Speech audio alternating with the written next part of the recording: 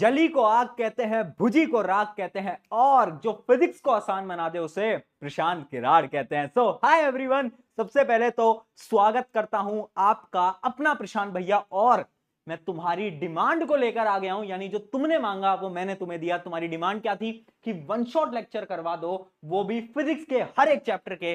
तो आज से वो वन शॉट लेक्चर स्टार्ट हो गए हैं आना। तो ये है हमारा पहला लेक्चर जो कि है यूनिट एंड मेजरमेंट्स। बहुत ही प्यारा, बहुत ही सिंपल, बहुत ही बेहतरीन चैप्टर है ना। सबसे पहले तो मुझे पता है अब बहुत ज्यादा एक्साइटेड हो गए। 10th में मुझसे जरूर आपने पढ़ाई करी होगी, मजा आया होगा। अब 11th की बारी है ना। तुम्हें क्या लगा था कि 10th के बाद भैया नहीं लौटेंगे? अरे भैया बिल्कुल लौटेंगे, है ना। प्रशांत भैया तेरे साथ खड़े हैं, डरना क्यों है। यानी फाइनली 11th क्लास के अंदर तुम आ गए हो और इस चैप्टर को भी पढ़ने जा रहे हो। सबसे पहले मैं आपको क्या क्या पढ़ाने वाला हूं, इस चैप्टर के सारे वो टॉपिक्स जो कि लेटेस्ट सिलेबस के अकॉर्डिंग है, वो सारे टॉपिक्स मैं आपको पढ़ाने वाला हूं। बता देता हूं, आपके लेटेस्ट सिलेबस के अंदर एक पैरालिटिक करके एक टॉपिक होता था, वो हट चुका है। जबकि नए सिलेबस के अकॉर्डिंग एरर करके एक टॉपिक होता है, वो आपके सिलेबस के अंदर इंक्लूडेड है। तो सब कुछ पढ़ाऊंगा, डिटेल में पढ़ाऊंगा, और वो भी मजेदार तरीके से पढ़ाऊंगा। सबसे पहले बता दो, जोश मीटर, एनर्जी लेवल, क्या वो वाली एनर्जी है जो कि पहले थी, या फिर 11th में आकर फुस हो गए हो? सपना है, ड्रीम है कि इस क्लास को भी बेहतरीन बनाएंगे 10th की तरह? अगर सपना है, अगर ड्रीम है ना, तो एक बार जोश मीटर लिख दो। कितना है? 1000 होना चाहिए। जितनी एनर्जी मुझ में है ना, उससे डबल एनर्जी तुम में मुझे चाहिए। चलिए तो स्टार्ट करते हैं। आगे के लेक्चर भी आते रहेंगे, थोड़ा समय लगेगा बट लेक्चर जरूर आएंगे। स्टार्ट करें, चलिए जी। इस चैप्टर को अपन एकदम स्टार्ट करते हैं बहुत बेसिक चीज से, जो कि है व्हाट इज फिजिकल क्वांटिटी। भैया ये फिजिकल क्वांटिटी क्या होता है? अरे मूर्ख बालक, प्यार से मूर्ख बोलता हो, तुम्हें तो पता ही है, तुम तो अपने से पढ़ के आए हो ना। मूर्ख बालक प्यार से बोलता, ठीक है। तो फिजिकल क्वांटिटी क्या होती है? फिजिकल क्वांटिटी एक ऐसी चीज है जिसको हम मेजर कर सकते हैं, जिसको हम नाप सकते हैं। जैसे कि मेरा वजन कितना है? मेरा वजन है 70 kg, 70 किलो। मैं क्या बोलूंगा? मैं अपने वेट को नाप सकता हूं। तुम बोलोगे बिल्कुल नाप सकते हो। पर क्या तुम अपनी फीलिंग्स को, जो तुम्हारी फीलिंग्स है ना तुम्हारी क्रश के लिए, उसको नाप सकते हो? हाँ बिल्कुल नाप सकते हो। कैसे बताओ? इन्फिनिटी मजाक कर रहा हूं। यानी फीलिंग्स को हम नहीं नाप सकते, है ना। वो अलग बात है कि तुम्हारे क्रश के मन में जो तुम्हारे लिए फीलिंग है वो है जीरो। रियलिटी बता रहा हूं, कोई बात नहीं बेटा, बुरा लगेगा बट रियल है ना। उसके मन में जीरो है, पर वो अलग बात है कि हम फीलिंग्स को कभी मेजर नहीं कर सकते। तो जिन चीजों को हम मेजर कर सकते हैं उनको हम बोलते हैं फिजिकल क्वांटिटीज। तो physical quantities refers to any property of a material और a system that can be measured. जिसको हम मेजर कर सकते हैं उसको हम लिख सकते हैं। लेंथ, वेट, ये सारी चीजें क्या है? आपकी फिजिकल क्वांटिटी। अब देखो यार, फिजिकल क्वांटिटी के ना दो कंपोनेंट्स होते हैं। क्या होते हैं? दो कंपोनेंट्स। पहला कंपोनेंट है न्यूमेरिकल वैल्यू और दूसरा कंपोनेंट है यूनिट। समझाऊंगा, ध्यान से समझो। मैं आपसे पूछ रहा हूं कि तुम्हारा वेट कितना है। तुमने बोला भैया मेरा जो वेट है ना वो तो 60 kg है। तो तुमने क्या लिखा? तुमने दो चीजें लिखी बेटा। क्या दो चीजें? पहली चीज है ये न्यूमेरिकल वैल्यू। ये क्या है? Numerical value. और ये क्या है? यूनिट। ये क्या है? यूनिट। यानी हर एक फिजिकल क्वांटिटी दो चीजों से बनी होती है। एक होती है आपकी न्यूमेरिकल वैल्यू जिसको हम एन से रिप्रेजेंट करते हैं, और एक होता है आपका यूनिट जिसको हम यू से रिप्रेजेंट करते हैं। सिंपल। कुछ नया तो नहीं है, कुछ डेंजरस तो नहीं है, कुछ खतरनाक तो? अरे समझ आ रहा है मूर्ख बालक, बहुत सिंपल चीजें चल रही हैं। देख, इस वन शॉट के अंदर ना सारी चीजें कवर होने वाली हैं। क्वेश्चन भी प्रैक्टिस कराऊंगा तेरे एग्जाम के अंदर। ऑलमोस्ट इसी पैटर्न के सारे क्वेश्चन आएंगे जो कि आज मैं कराने वाला हूं। थोड़ा भरोसा रख, मुझे पता है जब से तुम 11th में आए हो। एक तो जब हम 11th में आते हैं ना तो वैसे हम बहुत परेशान होते हैं। क्यों? क्योंकि हमारे जो सच्चे दोस्त थे जो कि 10th तक थे वो हमसे बिछड़ जाते हैं, दूर हो जाते हैं। याद आती है उनकी? बिल्कुल आती होगी, है ना। वैसे तुम परेशान हो, नई नई क्लास में आए हो, पर टेंशन मत लो, मैं करवा दूंगा, ठीक है। तो हम कैसे लिखते हैं? एन और यू ऐसे लिखते हैं ना फिजिकल क्वांटिटीज को। ये है न्यूमेरिक वैल्यू और ये है यूनिट, ठीक है। पर भैया ये यूनिट क्या होता है? अगर मैं आपसे पूछूं डिफाइन यूनिट, तो यूनिट्स को आप कैसे डिफाइन करोगे? बताओ। यूनिट्स को आप कैसे डिफाइन करते हैं वो पढ़ते हैं, आ जाओ। ये यूनिट्स होते क्या हैं? सबसे पहले ये यूनिट क्या है? It is a standard that is widely accepted and used to measure physical quantities. यानी एक स्टैंडर्ड है जिसको पूरी दुनिया में देखा जाता है और इसके अकॉर्डिंग ही किसी भी फिजिकल क्वांटिटी को मेजर किया जाता है। जैसे कि मेरा वजन कितना है? मेरा वजन है 70 किलो। क्या मैं इसको एक और तरीके से लिख सकता हूं? कैसे बताओ? क्या मैं इसको 70,000 ग्राम्स लिख सकता हूं? बिल्कुल लिख सकता हूं। क्यों? क्योंकि मैंने यूनिट बदल दिया। मैंने क्या बदल दिया बेटा? यूनिट बदल दिया। यानी यूनिट क्या है? एक ऐसा स्टैंडर्ड है जिसको वर्ल्ड वाइड हर एक जगह से यूज किया जाता है ताकि हम चीजों को मेजर कर पाए। बहुत सही, समझ आ गया। इंपॉर्टेंस क्या है यूनिट की, कोई बताने की जरूरत नहीं है, बहुत थ्योरेटिकल चीजें है ना। कभी कभार स्कूल के एग्जामों में पूछ लेते हैं, देखो भाई स्कूल के मास्टर के बारे में नहीं पता, स्कूल के मास्टर का अगर फिरक गया, समझ रहे हो, समझ रहे हो, अगर उनके मन में आ गई तो वो कुछ भी पूछ लेता है, इसलिए मैं चाहता हूं मैं सारी चीजें कवर करा लूं। ठीक है, वैसे पूछा नहीं जाता। इंपॉर्टेंस ऑफ यूनिट क्या है, unit ensure consistency in measurement. पहले क्या करेगा, जो मेजरमेंट्स आपकी आ रही हैं वो बराबर आनी चाहिए, वो कंसिस्टेंट आनी चाहिए, एक तो वो काम है यूनिट का। बहुत बढ़िया। अगला, they allow scientist across the world to communicate. यानी अब क्या है ना, अगर मैं बोल रहा हूं मेरा वजन 10 किलो है ना, अगर सोचो वो किलो नहीं होता, और मैं बोल रहा हूं मेरा जो वजन है ना वो 1000 है, तुम सोचते 1000 क्या भैया, 1000 क्या, 1000 किलो? मैं कहता नहीं नहीं, ग्राम ग्राम ग्राम बोल रहा था, ग्राम है ना, ऐसी टन होता है। तो यानी यूनिट क्या होता है ना, वर्ल्ड वाइड में हम कम्युनिकेट करने के लिए यूनिट लगाना बड़ा जरूरी होता है ना। अगला क्या है, they form the basis of calculation. यानी इसकी मदद से हम कैलकुलेशन कर पाते हैं और कंपैरिजन कर पाते हैं, है ना। बहुत सही, समझ आ गई यूनिट की इंपॉर्टेंस क्या, बहुत बेसिक बेसिक इंपॉर्टेंस है 3। चलिए अब बात करते हैं टाइप्स ऑफ यूनिट की। भैया 2 प्रकार की यूनिट है, बड़ी सिंपल, बड़ी लल्लू लल्लू सी है। कौन कौन सी है? पहली यूनिट बड़ी प्यारी सी जिसको हम बोलते हैं फंडामेंटल यूनिट, और दूसरी डिराइव्ड यूनिट है। फंडामेंटल, अरे मूर्ख वाला कुछ नहीं है। फंडामेंटल यूनिट नाम से समझ आ रहा है, फंडामेंटल यानी एक बेसिक यूनिट। देखो फंडामेंटल यूनिट वो यूनिट होती हैं जिनको हम मान लेते हैं, हम मान लेते हैं, जैसे कि तुमने मान लिया कि वो तुम्हें रिप्लाई कर देगी, नहीं करेगी रिप्लाई पर तुमने मान लिया। ऐसी फंडामेंटल यूनिट क्या होती है, वो यूनिट होती है जिनको हम मान लेते हैं, हम कहते हैं ठीक है यार, है ना। तो बेसिकली क्या है, बेसिक यूनिट्स जो होती हैं उनको हम फंडामेंटल यूनिट बोलते हैं। और आपके पढ़ने के लिए 7 फंडामेंटल यूनिट्स हैं। क्या क्या है, मैं आपको एक बार टेबल दिखाता हूं। ये 7 फंडामेंटल यूनिट्स आपको पता ही है, पर मैं एक बार फिर बता देता हूं क्या क्या है भैया, देखते चलो। पहला है मास। मास क्या है, फंडामेंटल यूनिट है। अच्छा मास का सिंबल क्या होता है, एम होता है। बहुत बढ़िया, बहुत बढ़िया। अच्छा अब ये बताओ मास का एसआई यूनिट क्या होता है। एसआई यूनिट क्या होता है, एसआई यूनिट का मतलब क्या है, स्टैंडर्ड, इंटरनेशनल लेवल पे एक स्टैंडर्ड यूनिट जो कि यूज किया जाता है। तो आपको पता है कि मास के लिए हम केजी को यूज करते हैं। बहुत बढ़िया। लेंथ, लेंथ को एल से रिप्रेजेंट करते हैं। इंटरनेशनल यूनिट क्या है, एसआई यूनिट क्या है, मीटर। बहुत बढ़िया। टाइम के लिए क्या है, सेकंड्स। बहुत बढ़िया। करंट, करंट बिजली, बिजली पढ़ी थी कहां पर, आपने पढ़ी थी 10th क्लास में। अब ये मत बोलना 10th क्लास में तो भैया मजे कर रहा था, मारूंगा बहुत, मैं नहीं पढ़ा था तेरे को, है ना, मेरे से नहीं तो किसी और से पढ़ा होगा, पढ़ा तो था। चल आजा, क्या है करंट, क्या है करंट, क्या होता है करंट, आपका यूनिट होता है एम्पियर। क्या होता है एम्पियर, और में से ए ऐसे रिप्रेजेंट कर रहे होते हैं। टेम्परेचर, टेम्परेचर का जो ऐसा यूनिट होता है बेटा वो होता है क्या, केल्विन। क्या होता है बेटा, केल्विन। उसके अलावा amount of substance, amount of substance ना आप अभी 11th में पढ़ोगे भी, मोल कॉन्सेप्ट करके एक टॉपिक होता है, शायद आपने पढ़ लिया होगा, नहीं पढ़ा तो कोई दिक्कत नहीं है भैया, है ना। तो क्या होता है, हम इसको एन से रिप्रेजेंट करते हैं, है ना। और इसका यूनिट क्या होता है, इसका यूनिट होता है मोल। क्या होता है, मोल, है ना, मोल होता है इसका यूनिट। एक लास्ट चीज है ल्यूमिनस इंटेंसिटी, ये आपने कभी नहीं पढ़ा होगा, मैं बता देता हूं इसको, वैसे इस पे सवाल आते भी नहीं है, बट ल्यूमिनस इंटेंसिटी क्या होता है, एक प्रकार से क्वांटिटी है। ये क्या है, एक ऐसी क्वांटिटी है जो कि कुछ चीजों के बारे में बताता है, वो आप आगे धीरे धीरे पढ़ोगे, अभी ज्यादा डीप में नहीं जाते, ठीक है जी। इसका यूनिट क्या होता है, यूनिट याद रखना, इसका जो ऐसा यूनिट होता है वो क्या होता है, कैंडेला। क्या होता है, कैंडेला, ठीक है जी। ये 7 फंडामेंटल यूनिट्स आपकी क्या है, 7 फंडामेंटल यूनिट्स हैं आपकी, ये क्या है, 7 फंडामेंटल, ठीक है, आ गया समझ में। अब इन्हीं फंडामेंटल यूनिट की मदद से हम बाकी की यूनिट्स को डिराइव करते हैं, डिराइव यानी निकालते हैं, इसलिए हम उन्हें बोलते हैं क्या, डिराइव्ड यूनिट। क्या बोलते हैं बेटा, डिराइव्ड यूनिट। अरे ऑब्वियस सी बात है, वो यूनिट जिनको हम फंडामेंटल की मदद से डिराइव कर लेंगे भैया उनको हम बोल देंगे डिराइव्ड यूनिट। इसमें कहीं नई बात हो गई भैया, है इसमें क्या है, तुम परेशान हो रहे थे इतना, ऐसा तो कुछ इसमें था नहीं, है ना। और बेटा एक बात ध्यान से समझना, पढ़ा तो मेरा हूं पर फोकस पूरा, मतलब मेरे पे नहीं, यहाँ बोर्ड पे पूरा का पूरा फोकस रहना चाहिए, फोकस नहीं हिलना चाहिए, वरना तुम्हें पता है मैं रोस्ट कर देता हूं। जैसे कि एक बच्चा मुझसे पूछ रहा था बार बार, क्या पूछ रहा था, मुझसे पूछ रहा था कि भैया मुझे ना अपोजिट जेंडर से बड़ा डिस्ट्रैक्शन होता है। तो मैंने उसको बोला बेटा तू एक काम कर, सबसे पहले तो अपने इंस्टाग्राम व्हाट्सएप फेसबुक पे डीपी लगा अपनी, जिस दिन तू रियल डीपी लगाएगा डिस्ट्रैक्शन ही खत्म हो जाएगा, क्योंकि कोई सामने से मैसेज नहीं करेगा, पढ़ाई कर लेना ठीक है, आ जाओ, वरना रोस्ट होते रहोगे फोकट में मुझसे। चलो डिराइव्ड यूनिट क्या है, derived unit are the unit used to measure derived physical quantities, है ना। कुछ डिफरेंट फिजिकल क्वांटिटीज के यूनिट्स को हम डिराइव करते हैं, किससे, फंडामेंटल यूनिट की मदद से। जैसे कि for example area.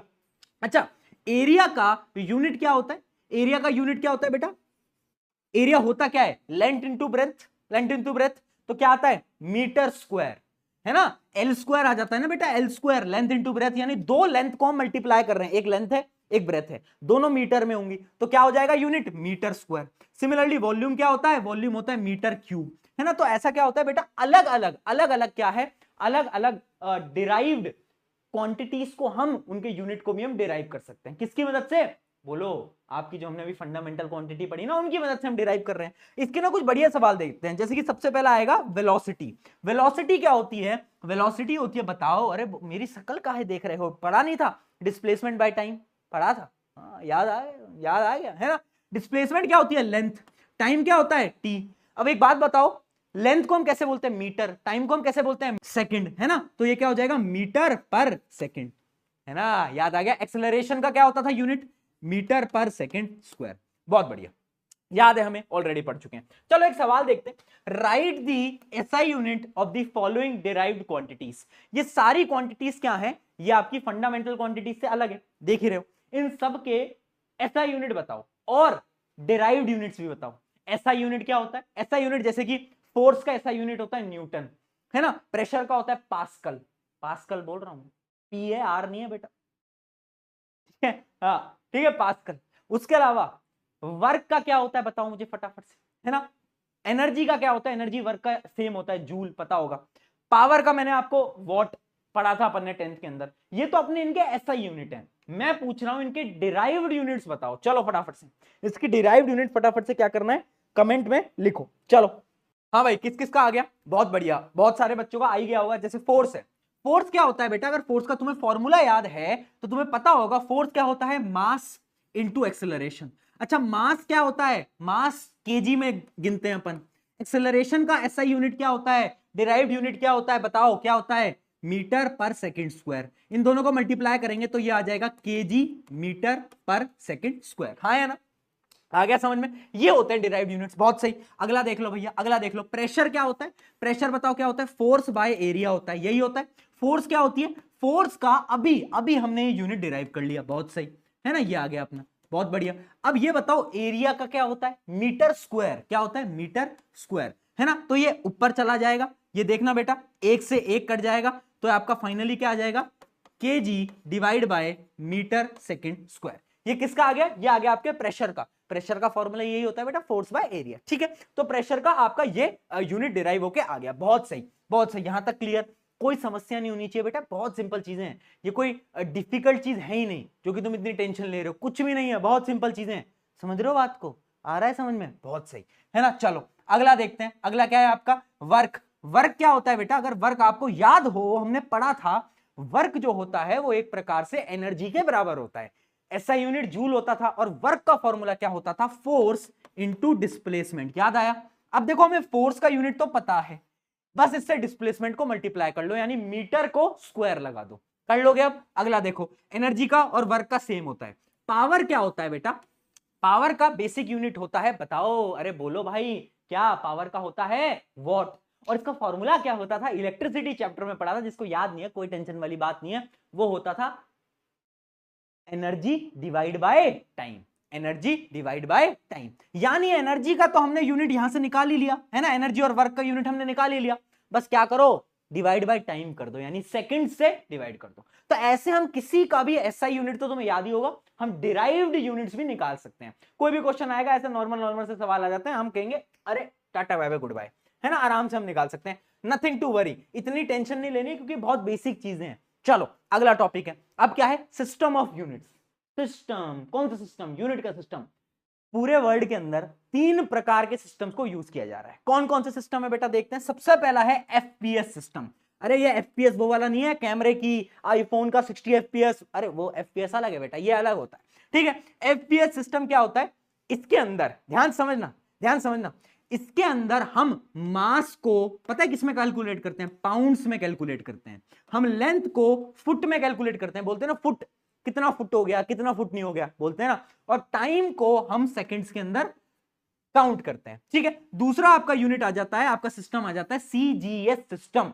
CGS system क्या है, अरे सी यानी क्या, सी यानी बेटा वो नहीं जो तुम सोच रहे हो, सी यानी सेंटीमीटर, सिंपल सी बात है ना, सेंटीमीटर।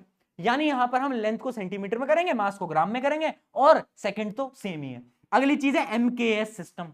एमकेएस सिस्टम बहुत इंपॉर्टेंट है। क्यों? क्योंकि एमकेएस सिस्टम ही एसआई सिस्टम है। यानी देखो, ये तो तीन बेसिक सिस्टम है। एक वो सिस्टम है ना जो कि स्टैंडर्ड जगहों पे यूज हो रहा है ना, स्टैंडर्डली यूज हो रहा है, तो वही है ये एमकेएस, वही है एमकेएस। यानी जो एमकेएस सिस्टम होता है इसी को ही हम यूज करते हैं एसआई के अंदर। ठीक है जी। इसके अंदर क्या है, लेंथ को अपन मीटर के अंदर काउंट करते हैं, है ना, मास को अपन किलोग्राम के अंदर करते हैं, और टाइम को अपन सेकंड के अंदर काउंट कर रहे होते हैं। क्या बताया, एमकेएस सिस्टम बहुत इंपॉर्टेंट है। आ गया समझ में? डन है, बहुत सही, बहुत सही। तो ये तीन प्रकार के हमने क्या थे, ये हमें सिस्टम्स कुछ पढ़ने थे, मैंने आपको बता ही दिया एकदम डिटेल के अंदर। चलो अब आगे बढ़ते हैं फटाफट से। अब बात करते हैं किसकी, कुछ इंपॉर्टेंट चीजों के बारे में बात करते हैं। जैसे कि मैंने तुम्हें बताया एसआई यूनिट्स, एसआई यूनिट अगर तुम देखोगे तो वो एमकेएस सिस्टम से मिलता जुलता है। देख दिखाऊं, देख, लेंथ मीटर में, एमकेएस में क्या होता था, मीटर में लेंथ को काउंट करते थे, है ना, वेट किस में होता था, किलोग्राम में, देख लो भाई, टाइम किस में होता था, सेकंड में। ठीक है जी। यानी MKS system SI system same same. बाकी चीजें तो मैंने तुम्हें बताई दी थी, ये मैंने थोड़ी देर पहले बताया था। चलिए जी आगे बढ़ते हैं। अब अगला अपना टॉपिक आ जाता है सप्लीमेंट्री क्वांटिटीज। अभी तक हमने जो पढ़ा इस पर अभी मैं न्यूमेरिकल दिखाऊंगा थोड़ी देर में, 5 मिनट के अंदर दिखाऊंगा, बट उससे पहले कुछ सप्लीमेंट्री क्वांटिटीज अपन पढ़ लेते हैं। अभी तक अपन ने क्या पढ़ा, हमने सिस्टम देखा यूनिट का, 3 प्रकार के सिस्टम देख लिए, वो क्लियर हो गए ना। अब देखो, अब मैं आपको बढ़ाता हूं 2 प्रकार की सप्लीमेंट्री क्वांटिटीज। ये वो क्वांटिटीज होती है बेटा जो कि बीच में है ना। जैसे वो नहीं होता तुम्हारे क्लास का वो लड़का जिनको टॉपर के साथ भी नहीं बैठना, बैक बेंचर के साथ भी नहीं बैठना, है ना, बीच में बैठेगा, नंबर भी पूरे नहीं लाने, मस्ती मजाक भी नहीं करना, है ना। ऐसे लड़कों को क्या बोलते हैं वो तुम्हें पता है। यानी सप्लीमेंट्री क्वांटिटीज वो हैं जो कि डिफरेंट टाइप की क्वांटिटीज हैं। जो मैंने अभी आपको क्वांटिटीज बताई ना, 7 क्वांटिटीज, फंडामेंटल क्वांटिटीज और एक डिराइव्ड क्वांटिटीज, उन दोनों में नहीं आते हैं। बोलते हैं ना मैं फंडामेंटल में जाऊंगा ना मैं डिराइव्ड में जाऊंगा, मेरा एक अलग कॉलम बनाओ, मैं हूं सप्लीमेंट्री क्वांटिटीज। ठीक है, तो supplementary quantities are quantities that are not categorised in fundamental और डिराइव्ड, दोनों में नहीं होता पर इंपॉर्टेंट होती है। क्यों? 2 प्रकार की क्वांटिटीज है, समझ लो। पहला है प्लेन एंगल और दूसरा है सॉलिड एंगल। ये प्लेन एंगल तुमने पढ़ रखा है क्लास 10th के अंदर, वो भी मैथ्स के अंदर। मैं मैथ्स का टीचर बन जाता हूं, मैथ्स वालों की नौकरी खा लेता हूं। याद करो, एक सर्कल बनाते थे, वाह यार टेढ़ा मेढ़ा सर्कल बना दिया, है ना। ये मान लो सेंटर है, ये मान लो सेंटर है, ठीक है। सेंटर से ये देखो, तो एक एंगल बनाता था, एक एंगल बनाता था, याद आया, एक एंगल बनाता था। वो एंगल हम किस में निकालते थे बेटा, रेडियन में निकालते थे। किस में निकालते थे, रेडियन में निकालते थे, याद आ गया, रेडियन, है ना। और इसका फॉर्मूला क्या होता है, जिसको नहीं पता मैं बता देता हूं। ये एंगल निकालने का फॉर्मूला होता है क्या, arc length divide by radius. Radius ये है, आर्क लेंथ ये है, ये फॉर्मूला होता है ना। और इसी को अपन बोलते हैं क्या, प्लेन एंगल। क्या बोलते हैं बेटा, प्लेन एंगल। तो जो प्लेन एंगल है इसका फॉर्मूला होता है आर्क लेंथ बाय रेडियस। आगे जाके बहुत जगहों पे काम आएगा, इसलिए अभी याद कर लो, ठीक है। उसके अलावा इसका ऐसा यूनिट क्या है, ऐसा यूनिट है इसका रेडियन। रेडियन, बहुत बढ़िया बेटा। अगला देखो सॉलिड एंगल। सॉलिड एंगल भी सेम ही चीज है, एंगल ही है, पर अब यहां पर एक सर्कल नहीं है भैया, अब एक स्फीयर है। क्या है, इमेजिन करो, एक बार आंख बंद के इमेजिन करना बेटा, तुम्हारी इमेजिनेशन वैसे ही बहुत स्ट्रांग है। एक बार इमेजिन करना आंख बंद करके, एक स्फीयर आ गया है तुम्हारे सामने, इमेजिन करो, और सेंटर से एक एंगल बन रहा है, एक एंगल बन रहा है ना, इमेजिन कर पा रहे हो। तो वो जो एंगल कहलाएगा वो क्या कहलाएगा, सॉलिड एंगल। और इसका फॉर्मूला क्या होता है, इसका फॉर्मूला होता है क्या, एरिया ऑफ सरफेस। यानी वो कितना एरिया सरफेस का ले रहा है, सेंटर से गया, देखो सेंटर से 2 लाइनें गई, अब एक एरिया को वो कवर कर रहे होंगे, है ना। वो एरिया कितना है, डिवाइड बाय रेडियस का स्क्वायर। इसका यूनिट क्या होता है, इसका यूनिट होता है स्टेरेडियन। क्या होता है, स्टेरेडियन। ठीक है जी, उतना डिटेल में जाने की जरूरत नहीं है, बस इतना समझ लो 2 प्रकार के सप्लीमेंट्री क्वांटिटीज है, प्लेन एंगल और आपका सॉलिड एंगल। इतना पता आपको होना ही चाहिए। चलिए जी, फॉर्मूला पता कर लोगे तो बहुत बढ़िया। चलो आगे बढ़ते हैं। अब बढ़ते हैं हम एक बहुत इंपॉर्टेंट कॉन्सेप्ट की तरफ, जिसमें से आपके पेपर के अंदर सवाल आएगा। भैया 11वीं का पेपर भी लीक कर दोगे क्या, आएगा मतलब आएगा, बोल रहा हूं ना, आएगा तेरे पेपर के अंदर, मेनली स्कूल्स के अंदर आएगा। चलो भाई आते हैं, है ना। और बहुत लोग बोल रहे थे कि प्रशांत भैया तो 10वीं तक पढ़ाते हैं, 11वीं में कहां पढ़ाते हैं प्रशांत भैया। मूर्ख बालक, अभी तक समय नहीं था इसलिए नहीं पढ़ाया, ठीक है, वरना 11 12 बहुत साल पहले निकाल चुका हूं। तुम्हारा एग्जाम होता है आईआईटी जेई का, वो एग्जाम क्लियर कर चुका हूं, जेई मेन जेई एडवांस दोनों, ठीक है। रैंक भी ला चुका हूं अच्छी। तो यानी पढ़ाने को तो मैं पढ़ा सकता हूं, पर अभी तक टाइम नहीं था, पर अब तुम्हारे लिए आया हूं और ऐसा पढ़ाऊंगा कि मजा आएगा। ठीक है, चलो आगे बढ़ते हैं। क्या? कन्वर्जन ऑफ यूनिट, ये बहुत इंपॉर्टेंट है। देखिए जी, क्वेश्चन क्या आएगा, क्वेश्चन ये आएगा, मैं आपको सिमिलरली बताता हूं। क्वेश्चन ये आएगा, मैं आपको बताता हूं, convert convert convert 3 metre in CGS system. Convert 3 metre in CGS system. अच्छा, 3 मीटर जो है उसका यूनिट क्या है? मीटर। कन्वर्ट किस में करना है? सीजीएस। सीजीएस में क्या होता था? अरे लेंथ का यूनिट बताओ, सेंटीमीटर। कितना? सेंटीमीटर। अब डायरेक्टली आंसर नहीं लिखना होता, स्कूल में सॉल्व करने का एक तरीका है। तरीका क्या है? ध्यान से देखना बेटा। ये क्या है? इसको अपन बोल सकते हैं N1 यानी न्यूमेरिकल वैल्यू। ये क्या है? यूनिट, है ना। N1 U1 जो होंगे वो किसी भी सिस्टम में हो वो बराबर होते हैं। स्टेप बाय स्टेप प्रोसेस है, थोड़ा मुश्किल लग सकता है बट समझ लो आसान है ना। ये ऐसे ही सॉल्व करना होता है। ठीक है, N2 क्या है और U2 क्या है? U2 है दूसरे टाइप का यूनिट, दूसरा यूनिट, और N2 क्या है? Numerical value. याद रखना N1 U1 N2 U2 के बराबर होंगे। अभी समझ नहीं आया, क्वेश्चन से समझोगे। यहां पर N1 क्या है? 3, यूनिट क्या है? मीटर। हमें निकालना क्या है? यहां पर हमें N2 निकालना है। हमें यूनिट गिवन है, यूनिट क्या है? सेंटीमीटर। क्या गिवन है? सेंटीमीटर। हमें यूनिट गिवन है ना। अब देखो मैं क्या करूंगा, इस मीटर को सेंटीमीटर में कन्वर्ट कर लूंगा। कैसे? 1 मीटर इक्वल्स टू, अरे बोल दो यार मेरे साथ फटाफट से, 100 सेंटीमीटर। ठीक है, अब यहां पर ये लिख दूंगा कि 3 into 100 centimetre equals to N2 into centimetre. ठीक है जी। अब देखो सेंटीमीटर से सेंटीमीटर कट गया, क्या आ गया फाइनली? N2 की जो वैल्यू आ गई आपकी वो आ गई 300। क्या आ गई? 300। क्या आ गई बेटा? 300। यानी नए सिस्टम के अंदर, यानी सीजीएस सिस्टम के अंदर अब जो मेरी वैल्यू आ गई वो कितनी आ गई? 300। क्या बात समझ में आई? हाँ, इसी ही तरीके से हमें सॉल्व करने होते हैं ये वाले सवाल। ये मैंडेटरी है, ये प्रोसेस मैंडेटरी है। याद रखना N1 U1 N2 U2 के बराबर होगा, यानी सिस्टम बदल जाए, पर N1 U1 दो चीजों को जब हम मल्टीप्लाई कर रहे हैं तो इनका प्रोडक्ट कांस्टेंट रहेगा। अभी एक बड़ी मैथ्स की एक बड़ी अनोखी चीज दिखाता हूं, थोड़ा कंसंट्रेशन लगाना पड़ेगा। देखो क्या है कंसंट्रेशन, देखो N1 यहां पर कम था, ठीक है, N1 यहां पर क्या था? कम था, और U1 यहां पर क्या था? ज्यादा था, क्योंकि मीटर में मीटर बड़ा है, सेंटीमीटर छोटा है। अब यहां पर क्या हुआ फाइनली कि यहां पर देखो N2 ज्यादा हो गया, क्योंकि U2 कम था, U2 कम था। समझे? समझे?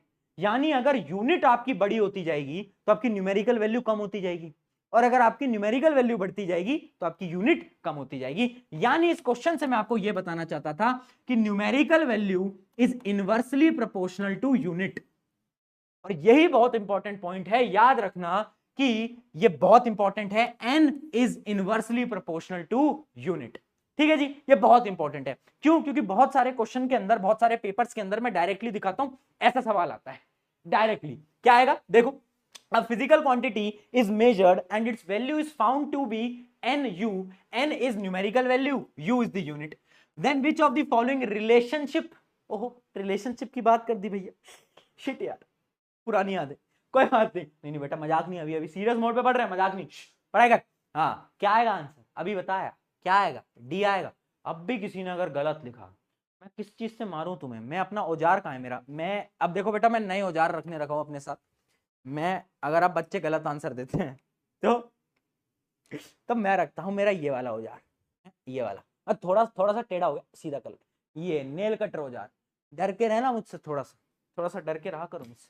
चलो आ गया चलिए जी, कुछ और क्वेश्चन को प्रैक्टिस करते हैं, पर उसको करने से पहले आपको एक टेबल समझ आनी चाहिए। ये टेबल आपने कहीं ना कहीं छोटी क्लासेस में भी देखी होगी, नहीं देखी तो मैं बता देता हूं। देखो, अगर कहीं पर 1 गीगा लिखा है, जैसे नहीं लिखा होता 1 गीगा मीटर, इसका मतलब क्या है? गीगा का मतलब होता है बेटा 10⁹9, है ना। तो 1 गीगा मीटर का मतलब होगा 10⁹9 मीटर।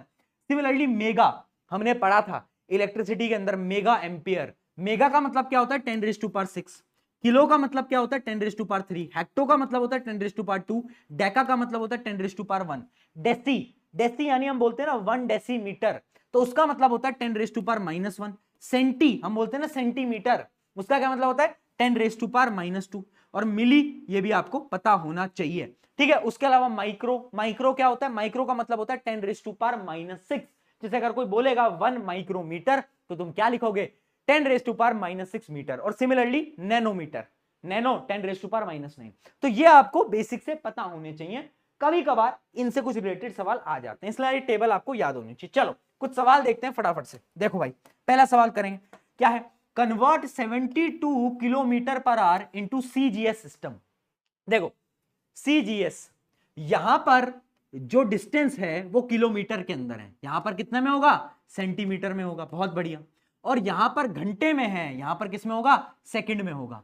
अब मैं लिखने जा रहा हूं वही N1U1 equals to N2U2, step number 1, step number 1। अब देखो N1 कितना है, 72, U1 कितना है, किलोमीटर पर आवर, है ना जी, यही है, यही है। अब देखो N2 मुझे निकालना है, न्यूमेरिकल वैल्यू निकालनी है। यूनिट क्या है, यूनिट है सेंटीमीटर पर सेकंड, क्योंकि यहां पर किलोमीटर पर आवर है, तो यहां पर हम क्या लिखेंगे, सेंटीमीटर पर सेकंड, यही लिखेंगे। हाँ, अब क्या करेंगे बेटा, वही तरीका, सिंपल तरीका, कि इस किलोमीटर और इस घंटों को कन्वर्ट कर लो सेंटीमीटर और सेकंड्स के अंदर। यानी एक बात बताना, 1 किलोमीटर के अंदर कितने मीटर होते हैं, 1000 मीटर होते हैं, है ना, और 1 मीटर के अंदर कितने सेंटीमीटर होते हैं, 100, है ना, तो 100 से मल्टीप्लाई हो गए, है ना। तो अब यहां पर मैं लिख देता हूं 72 इंटू, ये कितना आ गया, 1 2 3 4 5, डिवाइड बाय, इन घंटों को डिवाइड करना है सेकंड के अंदर, किसके अंदर बेटा, सेकंड के अंदर। 1 घंटे में 60 मिनट्स और 1 मिनट में 60 सेकेंड्स, यानी ये हो जाएगा 60 इंटू 60, बहुत बढ़िया, है ना। N2, ये सेंटीमीटर, सेंटीमीटर पर सेकंड से यहां का सेंटीमीटर पर सेकंड कट जाएगा, तो N2 की वैल्यू आपकी ये आ जाएगी। इसको जरा एक बार सॉल्व कर लेना, है ना, इसको फटाफट से एक बार सॉल्व करके ट्रैक कर लेना कि आपका आंसर क्या आ रहा है ना। मैं ही आपको सॉल्व करा दूं क्या, इतना कर ही दिया है तो मैं ही आपको सॉल्व करा देता हूं। N2 की जो वैल्यू आ रही है वो आ रही है 2000। क्या N2 की वैल्यू 2000 आ रही है सबकी, एक बार चैट के अंदर बताएंगे। N2 की वैल्यू सबकी 2000 आ रही है, बहुत बढ़िया, बहुत बढ़िया, बहुत बढ़िया, सही है। चलो चलो चलो, ऐसे ही सवाल आते हैं बेटा, ऐसे ही सवाल आते हैं। चलो एक क्वेश्चन ये वाला मैं आपको होमवर्क में दे रहा हूं, उसका स्क्रीनशॉट ले लो, ये आप सॉल्व करोगे। चलो बहुत बढ़िया, बहुत बढ़िया। वैसे एक चीज समझना, अब जहां हम पढ़ने वाले हैं, अब जहां हम पढ़ने वाले हैं वो बहुत इंपॉर्टेंट चीज है, क्योंकि अब हम पढ़ने वाले हैं डायमेंशन फॉर्मूला। डायमेंशन फॉर्मूला बहुत इंपॉर्टेंट है, क्यों भैया, देखो आजकल की शादियों में, है ना, तुम पूछोगे इंपॉर्टेंस क्या है डायमेंशन फॉर्मूला की। देखो बेटा, आजकल की शादियों में मान लो तुम्हें कोई लड़की पसंद आ गई और तुम जा रहे हो ससुर जी के पास उसका हाथ मांगने के लिए, तो ससुर जी ये नहीं पूछते कितना कमाते हो, क्या करते हो, क्या ससुर जी पूछेंगे डायमेंशन फॉर्मूला आता है, तुम बोलोगे आता है, फिर वो पूछेंगे फोर्स का डायमेंशन फॉर्मूला बताओ, और अगर तुम नहीं निकाल पाए, ठीक है, इसलिए इंपॉर्टेंट है, इसलिए इंपॉर्टेंस मत पूछना इसकी। चलो ये बहुत इंपॉर्टेंट है, स्टार मार्क करो। डायमेंशन होता क्या है, देखो बेसिकली ना कुछ सिंबल्स हैं जिनको हम डायमेंशन सिंबल बोलते हैं, बहुत सिंपल है। जैसे हम लेंथ का डायमेंशन सिंबल होता है ऐसा L, मास का M, टाइम का T, है ना। करंट का क्या सिंबल होता है, करंट के दो सिंबल होते हैं, या तो A या तो I, क्या, या तो A या तो ऐसा I, है ना, ये दोनों होते हैं। टेम्परेचर का क्या होता है, टेम्परेचर का एक K होता है, मेनली इस K को यूज किया जाता है। अगला क्या है, अमाउंट ऑफ सब्सटेंस, इसको हम मोल, या तो मोल लिखते हैं या तो हम ऐसे N लिखते हैं। और लास्ट है आपका ल्यूमिनस इंटेंसिटी, ये पूछा नहीं जाएगा बट फिर भी इसको हम CD लिखते हैं, मेनली क्या लिखते हैं बेटा, CD लिखते हैं, ये पूछा नहीं जाता, ये भी नहीं पूछे जाते, इन दोनों को हटा दो, ये आपको सारे पता होने चाहिए यहां तक, थर्मोडायनेमिक टेम्परेचर तक, ठीक है जी, क्लियर, ये आपको समझ आ गया। ये क्या है, इनके डायमेंशन सिंबल। डायमेंशन भैया होता क्या है, डेफिनेशन पढ़ो, 1 मिनट में समझ आ जाएगा, बहुत सिंपल चीज है। देखो dimension of a physical quantity are the power to which the fundamental quantities must be raised. यानी मान लो मुझे एरिया निकालना है, मान लो मुझे एरिया निकालना है, कैसे लिखूंगा मैं एरिया, सोचो एरिया कैसे निकालते हैं, लेंथ इंटू लेंथ, यानी लेंथ को मैं 2 बार मल्टीप्लाई कर रहा हूं, यानी मैं लिखूंगा L2, ऐसे लिखूंगा बेटा।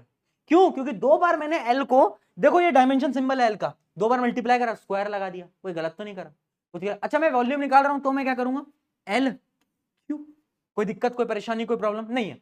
ऐसे हम बहुत सारी क्वांटिटीज के अब डायमेंशन फॉर्मूला को डिराइव करेंगे, यानी हम निकालेंगे। ये डायमेंशन फॉर्मूला बहुत इंपॉर्टेंट है, क्वेश्चन पेपर में 101% फंसता ही फंसता है। देखते चलो, डायमेंशन फॉर्मूला निकालते चलेंगे।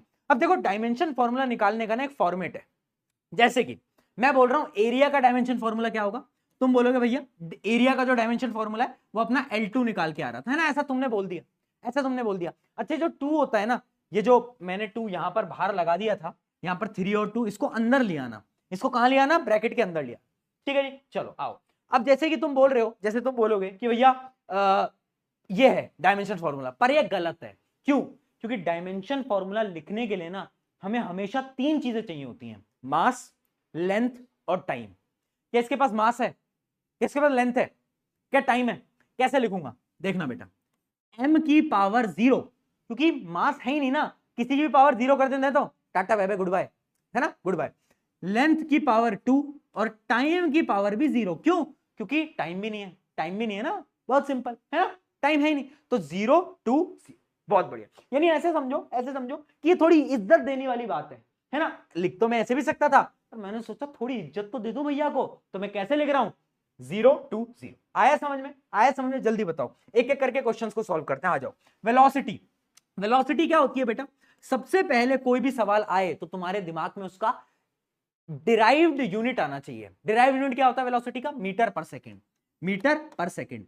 यानी ऊपर है लेंथ, नीचे है सेकंड, ऊपर है लेंथ, नीचे है सेकंड, ऊपर है लेंथ, नीचे है सेकंड, है ना, ऊपर नीचे क्या है? लेंथ, नीचे सेकंड। अब ध्यान से समझना, मीटर क्या है? लेंथ, तो मैं लिख दूंगा L, पर टाइम नीचे था, तो टाइम को अगर मैं ऊपर ले जाऊंगा तो क्या हो जाएगा? टाइम की पावर -1 हो जाएगी। तो लेंथ की पावर तो 1 ही है, पर टाइम की पावर -1 हो जाएगी। क्या ये आएगा फंडामेंटल यूनिट? यस या नो बोलो। आया? चमका? समझ आया? अरे मूर्ख बालक, कितना सिंपल था, टाइम को ऊपर ले गया, -1, बेसिक मैथ। चलो एक्सेलरेशन निकालते हैं। पहले डिराइव्ड यूनिट लिख दो, मीटर पर सेकंड स्क्वायर। बहुत बढ़िया। अब देखो नीचे क्या है? सेकंड स्क्वायर, तो मैं क्या लिखूंगा? देखो LT-2, LT-2। अभी ना हमने इनको इज्जत नहीं दी है, इज्जत कब देंगे? जब इन सबके साथ मास को 0 लगा देंगे। यानी अगर मैं इसको इज्जत देना चाहूं तो मैं कैसे लिखूंगा? M0 L1 T की पावर -1। ये हो गई इज्जत। इज्जत देनी पड़ती है तो लगाना पड़ता है। ठीक है, एक्सेलरेशन का सबको समझ आ गया। अच्छा अब बताओ फोर्स का क्या होगा? फोर्स निकाल के बताओ, फोर्स क्या होता है? फोर्स का फॉर्मूला क्या होता है? Mass into acceleration. और उसका डिराइव्ड यूनिट क्या होता है? हमने अभी बताया, क्या होता है? केजी, केजी बोलो, याद है या नहीं है? हाँ, केजी, मीटर पर सेकंड स्क्वायर। ठीक है, तो हम क्या लिख सकते हैं? हम इसको लिख सकते हैं, यहां पर मास भी है, यहां पर लेंथ भी है, पर यहां पर जो टाइम है वो रेसिप्रोकल ऊपर आएगा और -2 हो जाएगा, तो टी की power -2। And this is really very important, कुछ याद रखो ना रखो, फोर्स का ये जो आपका डायमेंशन फॉर्मूला याद होना ही चाहिए। कैसे याद होगा? मेरे साथ दोहराएंगे बेटा, 1 1 2 1 1 2 1 1 2 1 1 2 1, हो गया ना याद? बस -2 होता है, ये याद रख। ठीक है, ऐसे अगर तुमने फोर्स का याद कर लिया ना, मैं गारंटी से बोल रहा हूं, किसी और का याद मत करो, बस फोर्स का याद कर लो। सारे डायमेंशन फॉर्मूले तुम खुद डिराइव कर सकते हो, बस फोर्स का याद कर लो। आगे बात करते हैं मोमेंटम की। मोमेंटम क्या होता है? Mass into velocity. मास का ले लो, क्या मास का ले लो बोलो, मास का m आ गया। वेलोसिटी क्या होती है? अभी वेलोसिटी का डायमेंशन पढ़ा था, LT-। इन दोनों को मल्टीप्लाई कर दो तो क्या आ जाएगा? M1 L1 T की पावर -1। सिंपल, खुद से करो। पावर करते हैं। पावर क्या होता है बेटा? Energy per unit time. Power क्या होता है? एनर्जी पर। चलो पावर को करने से पहले आप ऐसा करो, मुझे वर्क डन का निकाल के दिखाओ। सबसे पहले वर्क डन का सॉल्व करो। चलो वर्क डन का सॉल्व करो। वर्क डन क्या होता है? Force into displacement. अब देखो मैंने क्या बोला, बस फोर्स का याद कर लेना। फोर्स क्या होता है?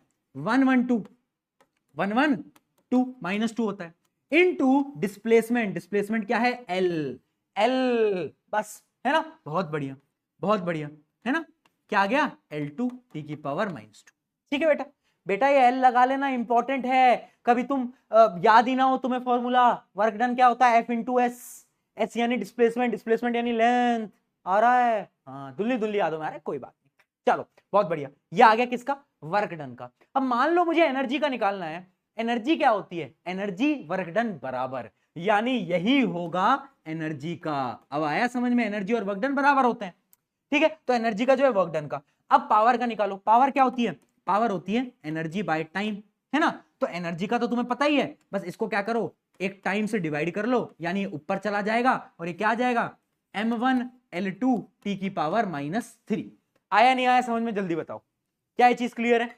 आ गया समझ में? बहुत सही, है ना? तो ऐसे बहुत सारे क्वेश्चंस हैं जो कि अब हम अटेम्प्ट करने वाले हैं। जैसे कि यहां पर मैं एक और क्वेश्चन ऐड कर लेता हूं, प्रेशर। प्रेशर क्या होता है? प्रेशर होता है आपका फोर्स बाय एरिया। जैसे प्रेशर क्या होता है? Force by area. तो इसका डायमेंशन लिखो। मैंने क्या बोला? बस फोर्स का याद कर लो। फोर्स का याद करके क्या कर लोगे? बोलो भाई 1 1 2।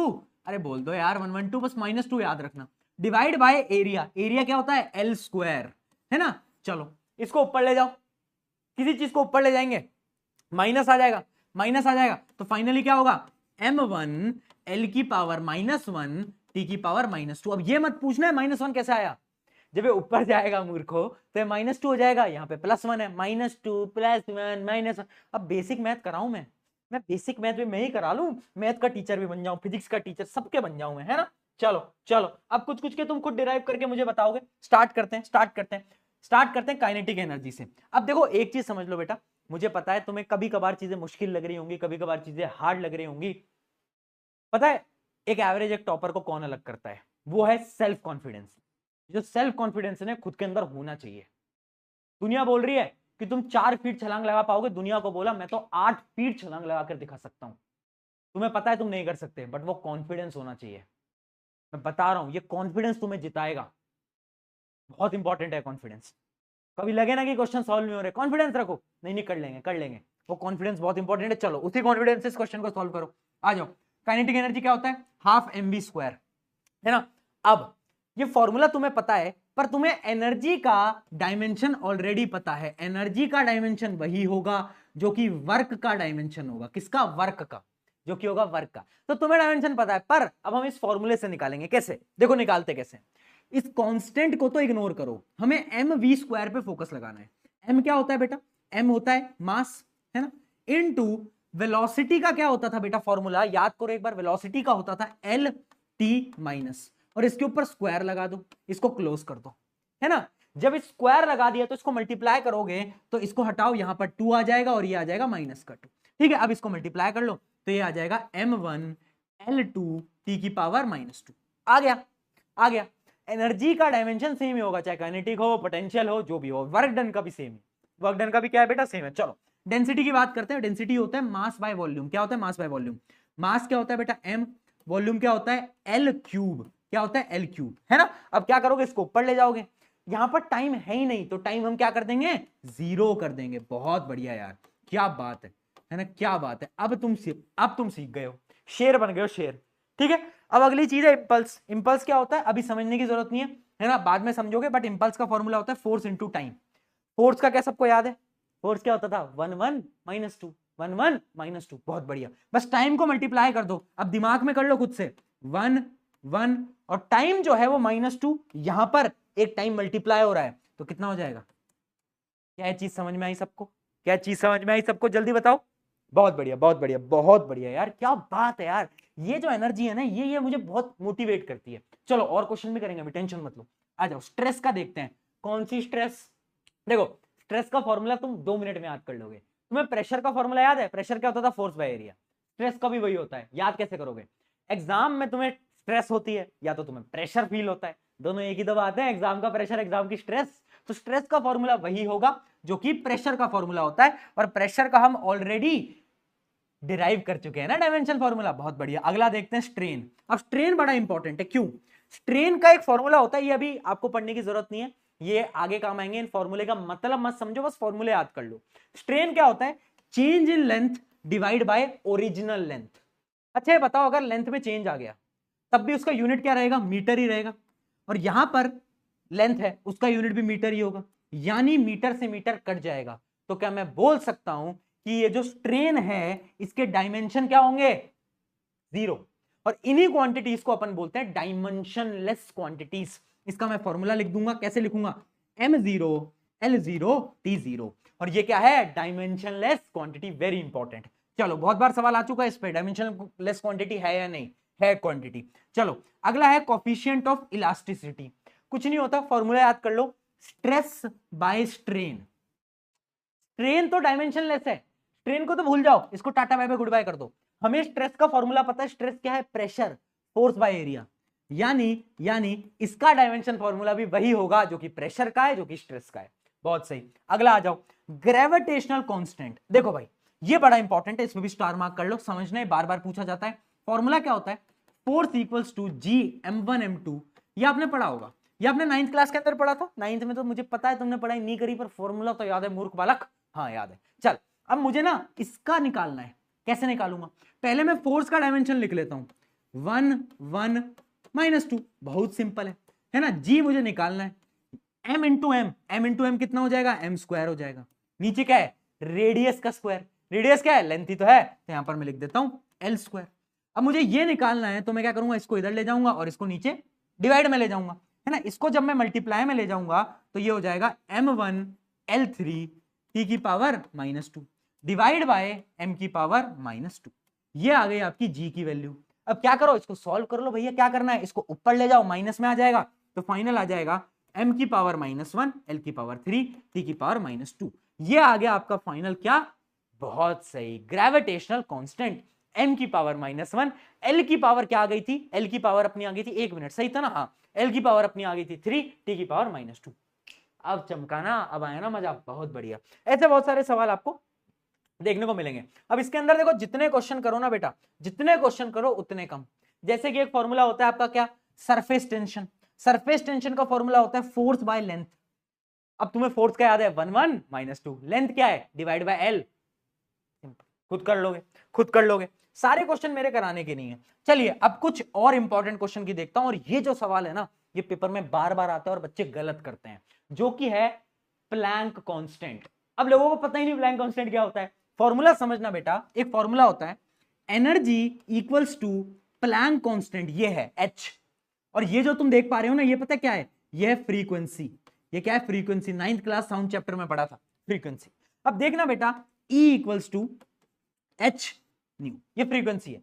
अगर मुझे इसका डायमेंशन निकालना है तो मुझे इसको इधर ले जाना पड़ेगा, यानी H equals to E by.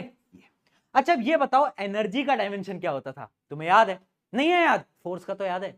अच्छा वर्क और एनर्जी का डायमेंशन सेम, हाँ भैया। फोर्स का मुझे याद है, क्या मैं वर्क निकाल सकता हूं, कैसे, वर्क क्या होता था, याद कर, वर्क होता था फोर्स इनटू डिस्प्लेसमेंट, यानी मैं क्या करूंगा, m1, फोर्स क्या होता था, m1 l1 -2, अब यहां पर एक l मल्टीप्लाई हो जाएगा, है ना, ये आ गया वर्क का। अब क्या है, वर्क का ही होगा जो कि एनर्जी का होगा, पर दिक्कत यह है फ्रीक्वेंसी का क्या होता है डायमेंशन। देखो यार, फ्रीक्वेंसी का एक फॉर्मूला होता था, 9th में अगर नहीं पढ़ा है तो अब याद कर लो, फ्रीक्वेंसी की होती थी 1 बाय टाइम पीरियड के बराबर, किसके, 1 बाय टाइम पीरियड, यानी फ्रीक्वेंसी का डायमेंशन फॉर्मूला होगा t की पावर -1। ये फ्रीक्वेंसी का डायमेंशन फॉर्मूला होता है, जिसने नहीं पढ़ा याद कर लो, ठीक है जी। अब क्या है, अब तो कुछ नहीं है, h की वैल्यू निकालनी है, E अपने पास है ही, E क्या है, 1 l2 t की पावर -2 डिवाइड बाय t की पावर -1। अब क्या करोगे बेटा, अब क्या करोगे, आप इसको ऊपर ले जाओगे तो -1 पॉजिटिव में बदल जाएगा, हाँ, ऊपर -2, नीचे से आया +1, कितना हो गया, कट कट हो गया ना, कट कट, कट कट हो गया, बहुत सही, बहुत सही यार, बहुत बढ़िया। कितना आ गया, अरे +1 कर दे मूर्ख बालक, बहुत बढ़िया। ये आ गया आपका प्लैंक कांस्टेंट, ये आ गया आपका प्लैंक कांस्टेंट। क्या है, बात क्लियर है, क्या बात क्लियर है, जल्दी बताओ, जल्दी बताओ, बहुत सही। अगला देखते हैं यूनिवर्सल गैस कांस्टेंट R। अब समझना बेटा, ये भी एक फॉर्मूला है, मैं आपको, आपने भी पढ़ा नहीं होगा, PV इक्वल्स टू nRT। हमें इस R का निकालना है, किसका निकालना है, इस R का निकालना है, ठीक है बेटा, इस R का निकालना है। अब समझने की यहां पर कोशिश करना, ये P क्या है, ये है प्रेशर, ये V क्या है, वॉल्यूम, ये N क्या है, N कुछ नहीं होता, N कांस्टेंट है। डायमेंशन फॉर्मूला निकालते समय कांस्टेंट को हम भूल जाते हैं। और ये T क्या है, टेम्परेचर। तो लिखो भाई, प्रेशर का डायमेंशन फॉर्मूला लिखो, याद होना चाहिए, प्रेशर क्या होता, फिर भूल गया तू, क्या भाई, फोर्स बाय एरिया, फोर्स का तो तुझे याद है, तो निकाल ले, और नहीं तो पन्ने पलट ले, क्या कर ले, पन्ने पलट ले, ठीक है जी, पन्ने पलट लिया करो, अभी लिखे थे ना यार, इतनी गलती मत करो, थोड़ा थोड़ा तो बख्श दो यार मेरे को, है यार, इतनी इतनी ज्यादा गलतियां, ठीक है जी। चलो, वॉल्यूम का क्या होगा बताओ, L3, यही होगा, है ना। इसकी वैल्यू किसके बराबर बता रहे हैं, R, जो कि हमें निकालना है, R का हमें निकालना है। और ये T क्या है बेटा, बताओ, टाइम नहीं है, टेम्परेचर। टेम्परेचर को हम कैसे लिखते थे, K, शुरू में बताया था, ठीक है जी। तो अब इस K को यहां पर ले आओ, तो ये फाइनल आ जाएगा आपका m1 L की पावर 2 T की पावर -2 और K की पावर भी -1।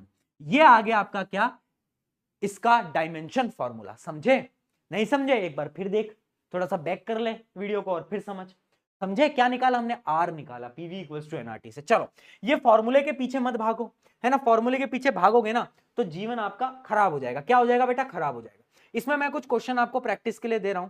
जैसे एक क्वेश्चन तो आप ये बता ही दोगे, which of the following quantity is dimensionless, कौन सी है बताओ, प्रेशर है, स्ट्रेन, स्ट्रेन क्या होता था, change in length divide by length. हाँ भैया स्ट्रेन जो है वो डायमेंशनलेस है, यानी बी ऑप्शन है। चलो अगला देखते हैं, ये क्वेश्चन आपको खुद करना है। क्या है, force is given by F equals to mv square by r, find the dimension of F। यानी आपको इस फॉर्मूले की मदद से डायमेंशन निकालने हैं। भैया डायमेंशन तो हमें याद है, अरे मुझे पता है तुझे याद है फोर्स के, पर इस फॉर्मूले से निकालना। जैसे मास का डायमेंशन पता है, वेलोसिटी का पता है, आर क्या है रेडियस, रेडियस क्या होती है लेंथ, निकालो। ये आपका होमवर्क है, खुद से सॉल्व कर लो। चलिए जी अब बढ़ते हैं हम अगले टॉपिक की तरफ, जो कि है डायमेंशनलेस क्वांटिटीज। चलो डायमेंशनलेस क्वांटिटीज पढ़ते हैं, पर उससे पहले ये सारे क्वेश्चन सॉल्व किया करो, होमवर्क क्वेश्चन सॉल्व किया करो, वरना मेरी लाइन याद रखना। लाइन क्या है, आलू में आलू, आलू में आलू, फ्रिज में मिठाई। नहीं करोगे क्वेश्चन और नहीं करोगे पढ़ाई तो होगी पिटाई। ठीक है ठीक है, तो बहुत मैं कैमरे में घुस के मार सकता हूँ बेटा, मेरे को तुम्हें लग रहा है ऑनलाइन हूं तो तुम मतलब हंसी मजाक में ले रहे हो, हैं मजाक कर रहे हो मेरे साथ। चलो डायमेंशनलेस क्वांटिटीज ऑलरेडी बता चुका हूं, वो क्वांटिटीज जिनका डायमेंशन 0 होता है, m0 l0 t0 ऑलरेडी बता चुका हूं। अब आपको कुछ डायमेंशनलेस क्वांटिटीज याद रखनी पड़ेंगी, है ना। कभी कभार कोई चलते फिरते पूछ ले, क्या पता भाई, है ना, तुमसे तुम्हारे ससुर जी पूछ ले, क्या पता भाई, हो तो कुछ भी सकता है ना दोस्तों। चलो देखो, जैसे सबसे पहला स्ट्रेन तो मैं तुम्हें बता ही चुका हूं, अगला है रिफ्रैक्टिव इंडेक्स। रिफ्रैक्टिव इंडेक्स जो होता है बेटा, तुमने पढ़ा था 10th क्लास के अंदर, क्या था, speed of light in air divide by in that medium. तो दोनों स्पीड ही होती है, स्पीड से स्पीड कट जाता है ना बेटा। तो ये भी क्या होता है, डायमेंशनलेस। अगला है पॉइजन रेशियो। पॉइजन रेशियो क्या होता है अभी आपको समझने की जरूरत नहीं है, पर ये भी डायमेंशनलेस होता है। अगला रिलेटिव डेंसिटी। रिलेटिव डेंसिटी क्या होता है वो भी समझने की जरूरत नहीं है, पर ये भी डायमेंशनलेस होता है, इतना तुम्हें याद रखना है। उसके अलावा कुछ क्वांटिटीज जैसे कि पाई, पाई होता है ना, पाई पढ़ा है ना, पाई है ना, ये जो पाई होता है ये भी डायमेंशनलेस होता है, इसका कोई डायमेंशन नहीं होता, है ना। उसके अलावा कुछ नंबर्स जो कि तुम केमिस्ट्री में पढ़ोगे, जैसे कि एक नंबर होता है एवोगाद्रो नंबर। क्या होता है एवोगाद्रो नंबर, जो कि होता है 6.022 × 10⁻23। ये पूरा जो नंबर है ये भी डायमेंशनलेस है। तो ऐसी कुछ कुछ छोटी छोटी चीजें होती हैं जो कि डायमेंशनलेस है, इतना आपको याद रखना है, मतलब रखना है बेटा। अब बढ़ जाते हैं आगे फटाफट से। चलिए भाई, अब आ रहा है एक बड़ा इंपॉर्टेंट कॉन्सेप्ट, जो कि आपका क्या, प्रिंसिपल ऑफ होमोजेनिटी। ये बहुत इंपॉर्टेंट है बेटा, ध्यान से समझना। क्यों, क्योंकि यहां से सवाल तेरे पेपर के अंदर बिल्कुल बन सकता है। यार देख, पहला चैप्टर है, थोड़ी एक्साइटमेंट दिखा, सारे क्वेश्चन बना ले, जितनी किताबें सबके क्वेश्चन निपटा देगा तू। देख प्रिंसिपल ऑफ होमोजेनिटी क्या होती है, एक एग्जांपल समझाता हूं। मान ले मैं तुझे एक होमवर्क देता हूं कि राहुल बेटा 10 kg + 10 kg कितना होता है। क्या बोलोगे तुम बोलोगे भैया मूर्ख हो गए क्या, बच्चों वाले सवाल करा रहे हो, सबको पता है 20 kg, है ना। पर पहले तो मैं तेरे थप्पड़ मारूंगा कि मुझे कैसे मूर्ख बोला, और फिर मैं तुझसे सवाल पूछूंगा, अब ये बता 10 kg + 10 सेंटीमीटर कितना होता है, बता। अब किसी ने अगर 20 लिख दिया, अब किसी ने अगर 20 लिख दिया तो डंबल ला दूंगा वापस से, है ना। बताओ, अरे भैया ऐड ही नहीं हो सकते, ये नहीं हो सकते ना ऐड, क्यों, क्योंकि इनके यूनिट सेम नहीं है ना भैया। यानी क्या मैं बोल सकता हूं कि उन्हीं चीजों को मैं ऐड कर सकता हूं जिनका यूनिट सेम होता है। हाँ, क्या ये चीज सब्ट्रैक्शन में भी अलाउड है, बिल्कुल। अरे ये बताओ, क्या तुम 10 किलो में से 10 सेंटीमीटर सब्ट्रैक्ट कर सकते हो, कैसे करेंगे, कैसे करेंगे, नहीं कर सकते ना। क्यों, क्योंकि यहां पर भी यूनिट अलग है। तो क्या मैं बोल सकता हूं, we can only subtract and add in same unit, बिल्कुल यही होता है प्रिंसिपल ऑफ होमोजेनिटी। क्या बोल रहा है, principle of homogeneity of a dimension states that an equation is dimensionally correct only if the dimension of each terms on the both side are equationally same। समझाता हूं, कंफ्यूज मत हो। पहले तो ये जो वर्डिंग्स है ना उनको याद कर लेना, क्योंकि पेपर के अंदर पूछ लिया जाता है। मतलब क्या बोल रहा है, मान लो मैंने किसी चीज को ऐड करा, 10 kg + 10 kg कितना आ गया, 20 kg। अब इस इक्वेशन के अंदर तीनों चीजों के यूनिट सेम होने चाहिए, यानी ये भी सेम होगा, ये भी सेम होगा, ये भी सेम होगा। ऐसा तो नहीं है ना कि 10 kg + 10 kg = 20 सेंटीमीटर, नहीं लिख सकता, यूनिट सेम होने चाहिए, that is the important thing. यानी प्रिंसिपल ऑफ होमोजेनिटी ये कहता है अगर आप एडिशन करोगे सब्ट्रैक्शन करोगे यूनिट आपके सेम होने चाहिए। अब मान लो एक इक्वेशन है, a + b = c। ए के जो डायमेंशन होंगे, देखो यूनिट ही तो डायमेंशन है, समझे ना, मैंने क्या बताया, यूनिट सेम होंगे। यूनिट क्या है, डायमेंशन ही बोल सकते हैं अपन। तो क्या मैं बोल सकता हूं कि इसका डायमेंशन इसके डायमेंशन के बराबर होगा, और इन दोनों का डायमेंशन इसके भी बराबर होगा। बोल सकता हूं ना, इन तीनों के डायमेंशन सेम होंगे, हाँ या ना, हाँ या ना बेटा, बिल्कुल बोल सकता हूं। अब आ जाते हैं कुछ एग्जाम्पल की तरफ। कुछ एग्जाम्पल है अपने पास, जैसे कि एक इक्वेशन ऑफ मोशन आपने पढ़ी थी क्लास 9th के अंदर, v equals to u plus a t. क्या सबने पढ़ी थी? हाँ ये पढ़ी थी। क्या इस इक्वेशन से मैं ये बोल सकता हूं कि इसका जो डायमेंशन होगा वो इसके डायमेंशन के बराबर होगा और वही इसके भी डायमेंशन के बराबर होगा? तुम बोलोगे बिल्कुल होगा। चलो प्रूव कर देते हैं। कैसे? वेलोसिटी लिखो डायमेंशन। अरे मूर्ख बालक, ये क्या है? इनिशियल वेलोसिटी, इसका भी डायमेंशन सेम ही होगा, एल टी माइनस। पर एक्सेलरेशन इनटू टाइम, इसका डायमेंशन लिखो। तो देखो एक्सेलरेशन क्या होता है? एक्सेलरेशन होता है एल टी माइनस टू। इसको मल्टीप्लाई कर रहे हैं हम किससे? इसको मल्टीप्लाई कर रहे हैं किससे? टाइम से। किससे? हम टाइम से। जब मल्टीप्लाई करोगे तो फाइनल आंसर आएगा क्या? एल टी माइनस वन, जो कि बराबर है इन दोनों के। यानी प्रिंसिपल ऑफ होमोजेनिटी प्रूव हो गई कि हाँ ये तो डायमेंशनली करेक्ट है। क्या है? डायमेंशनली करेक्ट है। तो ऐसे सवाल आ जाते हैं, आपको कोई ऐसी इक्वेशन दे देगा और बोलेगा prove that it is dimensionally correct, तो तुम क्या करोगे? इसका डायमेंशन फॉर्मूला निकालोगे, वो इसके बराबर करोगे और फिर वो इसके बराबर करोगे।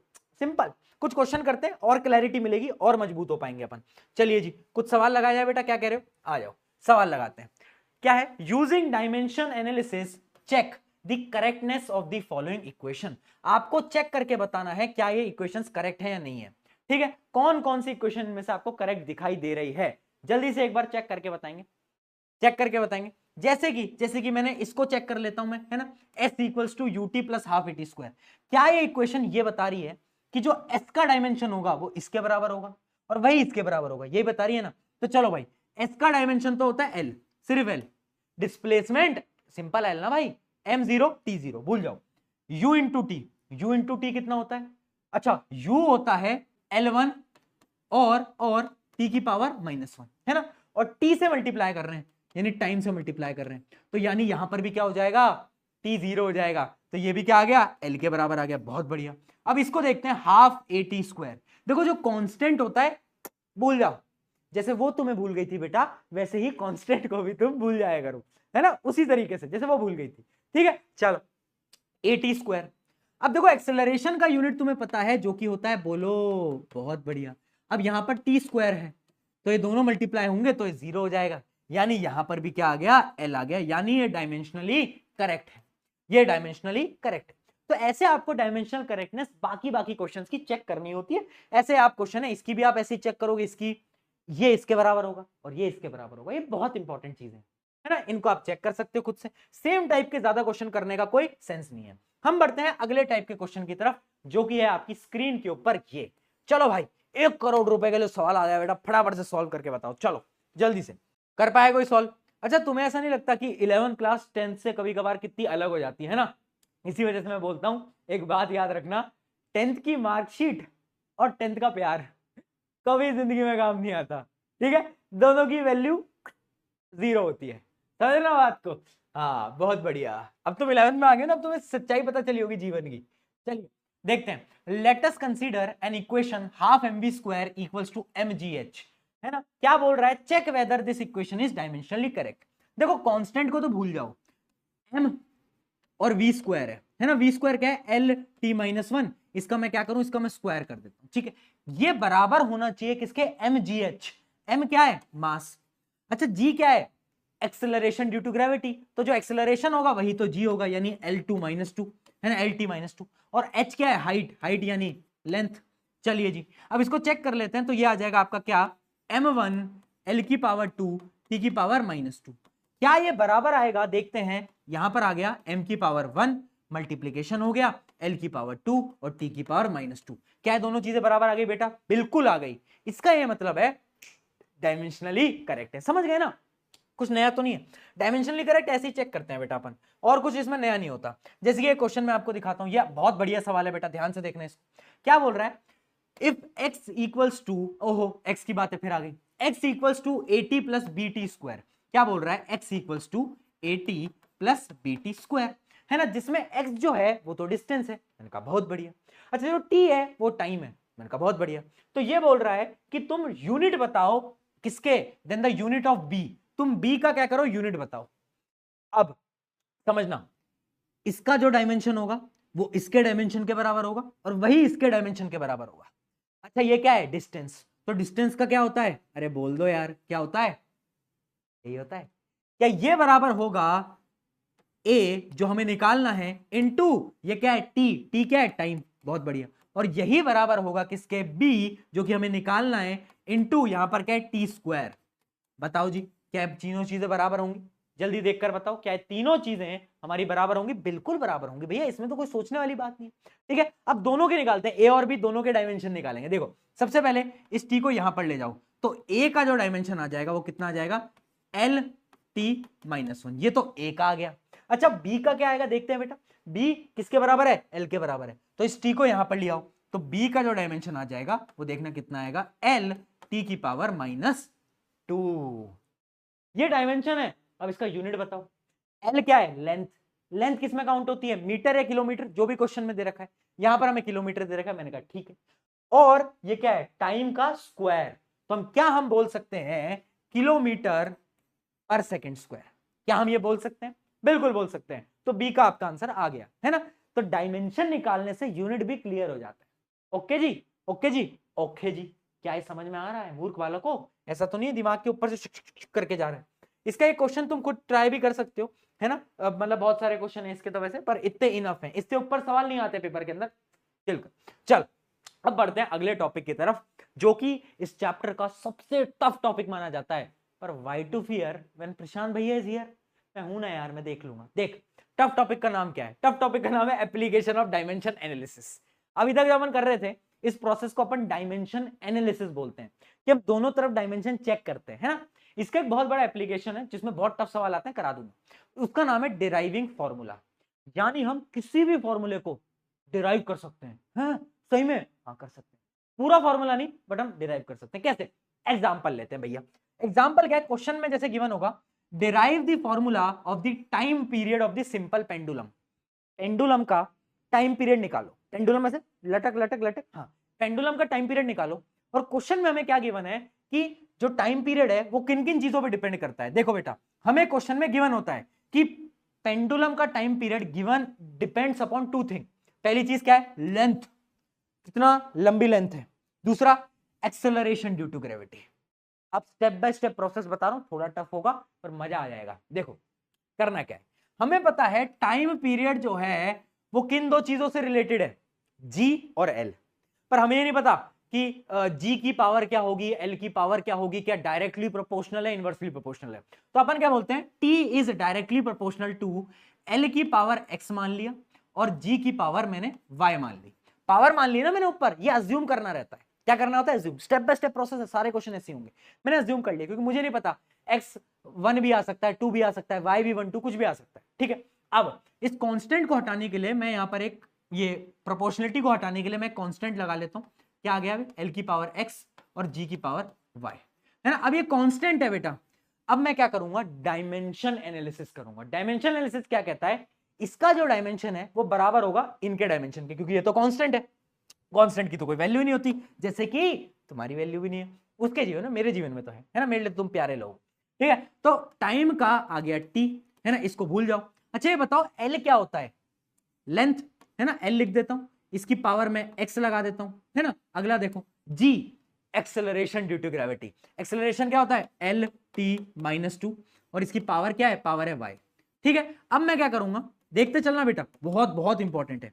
एल की पावर एक्स और यहां पे क्या आ जाएगा, यहां पर आ जाएगा ये एल की पावर वाई और टी की पावर माइनस टू वाई। ठीक है, अब इन दोनों को मल्टीप्लाई करूंगा, इन दोनों को क्या करूंगा बेटा, देखो ध्यान से, अब इन दोनों को मैं क्या करूंगा, मैं करने वाला हूं मल्टीप्लाई। ठीक है, क्या करने वाला हूं बेटा मैं, अब मैं करने वाला हूं मल्टीप्लाई। अब देखना बेटा, टी जो आएगा, टी जो आएगा वो क्या आएगा, एल की पावर एक्स प्लस वाई। देखो ना ऐड हो गए ना, है ना, मल्टीप्लाई करते हैं तो पावर ऐड हो जाती है ना। ये आ गया एल और टी की पावर क्या आ गई, माइनस टू वाई। ठीक है जी, ठीक है जी। अब मैं क्या करूंगा, अब मैं डायमेंशनली बेटा चेक कर लूंगा। क्या कर लूंगा, देखो डायमेंशनली मैं क्या करूंगा, मैं चेक कर लूंगा। कैसे, यहां पर जो डायमेंशन है वो इन डायमेंशन के बराबर होना चाहिए था। थोड़ा सा कॉम्प्लिकेटेड है, मैं समझ रहा हूं बात को, बट फोकस रखना, बस फोकस रखना। यहां पे जो डायमेंशन है वो इसके बराबर होगा। कैसे पता भैया, देखो यहां पर t की वैल्यू क्या है, माइनस टू वाई, और यहां पर क्या है 1। तो क्या मैं बोल सकता हूं, क्या मैं बोल सकता हूं, देखना बेटा, यहां पर मैं लिखने जा रहा हूं, t की पावर माइनस टू वाई थी और वहां पर क्या थी, टी की पावर 1 थी। क्या ये दोनों बराबर होंगे, बिल्कुल होंगे। तो क्या मैं लिख सकता हूं -2y इक्वल्स टू 1? हाँ लिख सकता हूं, देखो ना पावर दोनों की बराबर है, तो मैं ऐसे लिख देता हूं। तो y की वैल्यू आ गई -1/2।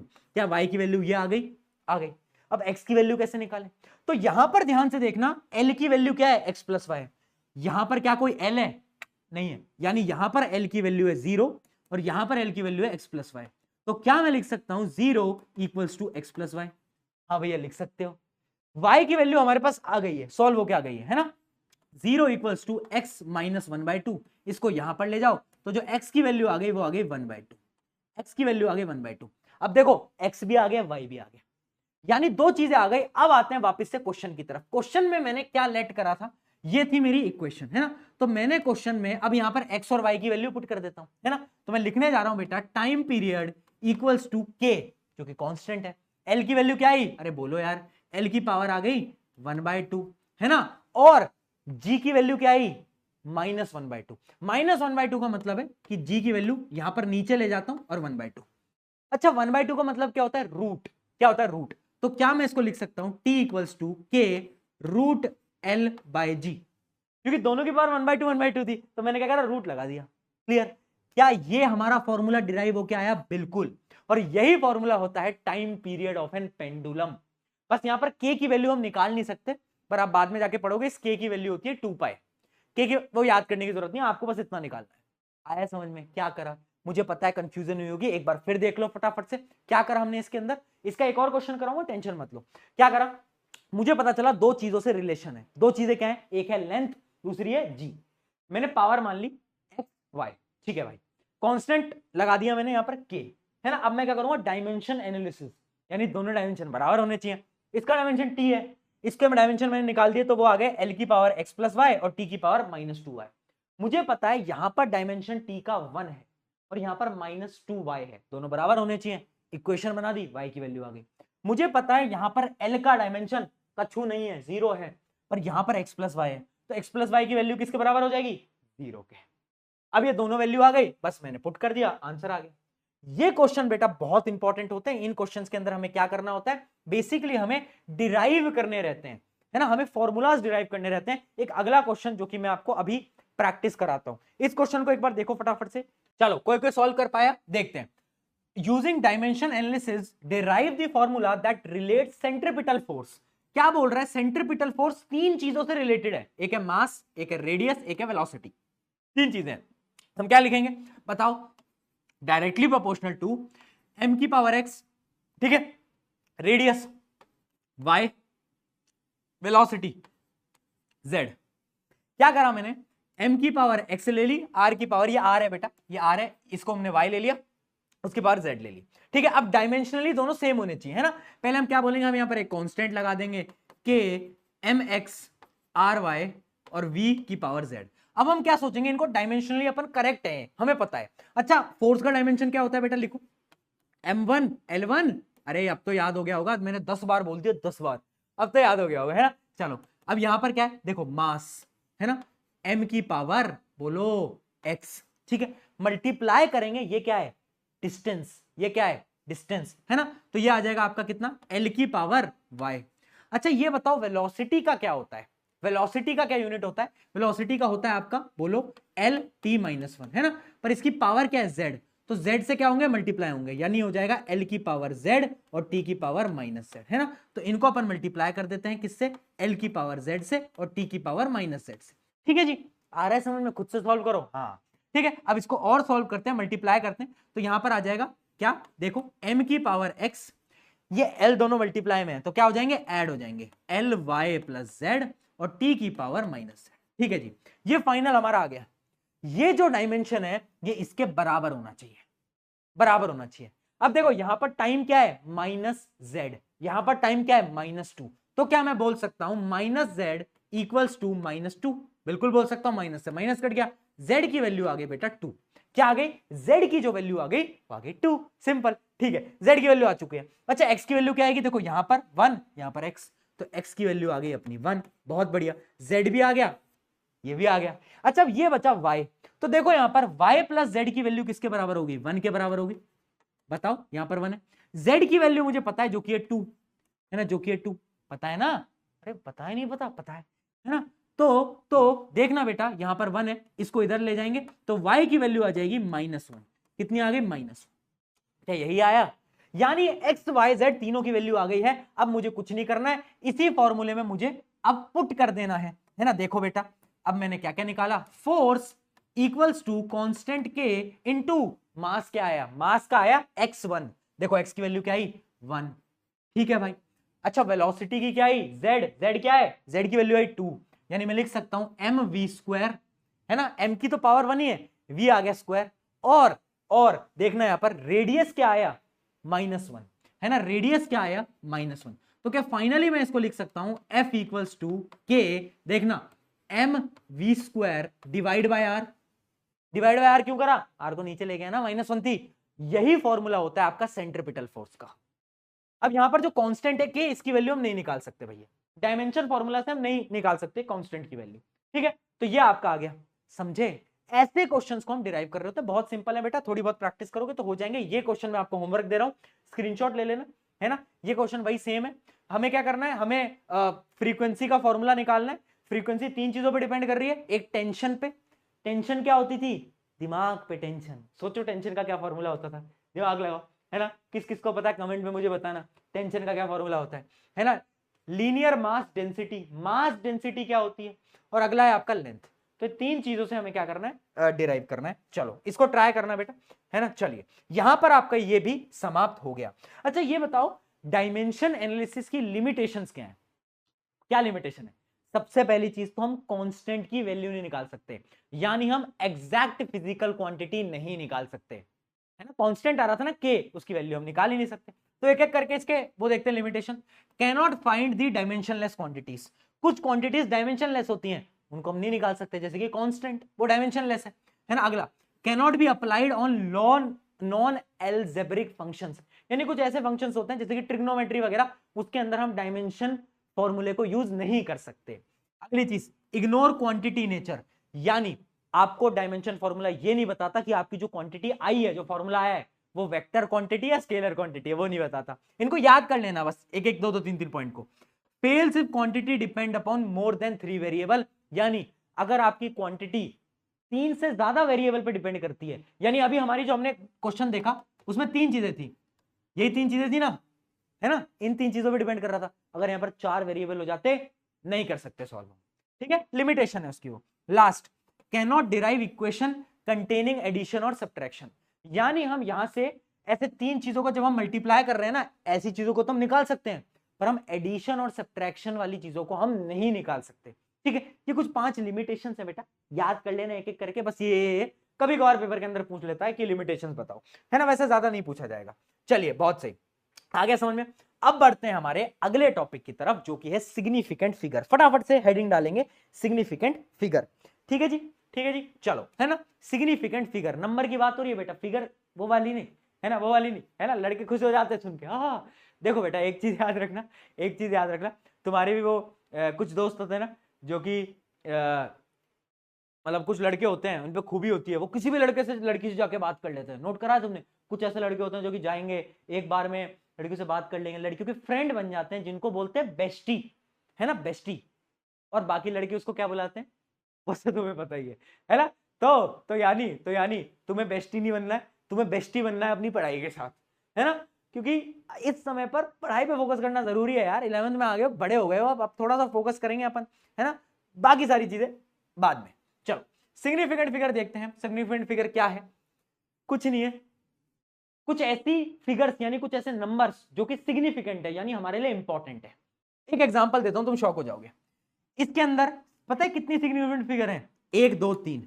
तुम बोलोगे ठीक है भैया, 3 ही तो फिगर है, आपने बोल दिया 3 सिग्निफिकेंट फिगर है, पर इसके अंदर कितने हैं नंबर बताओ? 1 2 3 4 5। पर यहां पर 5 सिग्निफिकेंट फिगर नहीं है, यहां पर 2 ही सिग्निफिकेंट फिगर है। तुम बोलोगे भैया ये क्या, ये तो चीटिंग करता है तू। मैंने कहा चीटिंग नहीं करता हूं, कुछ रूल्स हैं, रूल्स फॉलो करने पड़ते हैं। चलो, सिंपल सिंपल रूल है, 5 रूल है, वो आपको याद रखने सिग्निफिकेंट फिगर निकालने के लिए। केमिस्ट्री में भी पढ़ा होगा, नहीं पढ़ा है तो अभी पढ़ा देता हूं। देखो, पहली चीज, all non zero digits are significant. Zero के अलावा कोई भी डिजिट आ जाए वो सिग्निफिकेंट रहेगी या नहीं रहेगी। जैसे इस क्वेश्चन में कितनी सिग्निफिकेंट फिगर है? 2। यहां पर कितनी है? 3। मुझे फर्क नहीं पड़ता कि वैल्यू क्या है, अगर वो 0 के अलावा है तो उसको हम काउंट करेंगे, उसको हम वैल्यू देंगे, है ना। चलो अगला देखते हैं। Zeros between two non zero digits are significant, यानी मान लो अब क्या हुआ कि दो नॉन जीरो डिजिट के बीच में एक जीरो आ गया, अब जीरो की वैल्यू हो गई, दो के बीच में आ गया ना। अबे भैया अब तो हमारी वैल्यू है जी, अब हमको तुम इग्नोर नहीं कर पाओगे, अब हमें गिनना पड़ेगा, तो इसको काउंट करेंगे, 1 2 3 1 2 3 1 2 3 4 5 6, जीरो बीच में आ गया, जीरो बीच में आ गया, वैल्यू होगी भैया की। चलो अगला देखते हैं, एक मिनट, अगला देखते हैं कहां गया। हाँ अगला देखो क्या है, अगला रूल देखते हैं, रूल नंबर 3, लीडिंग जीरोस।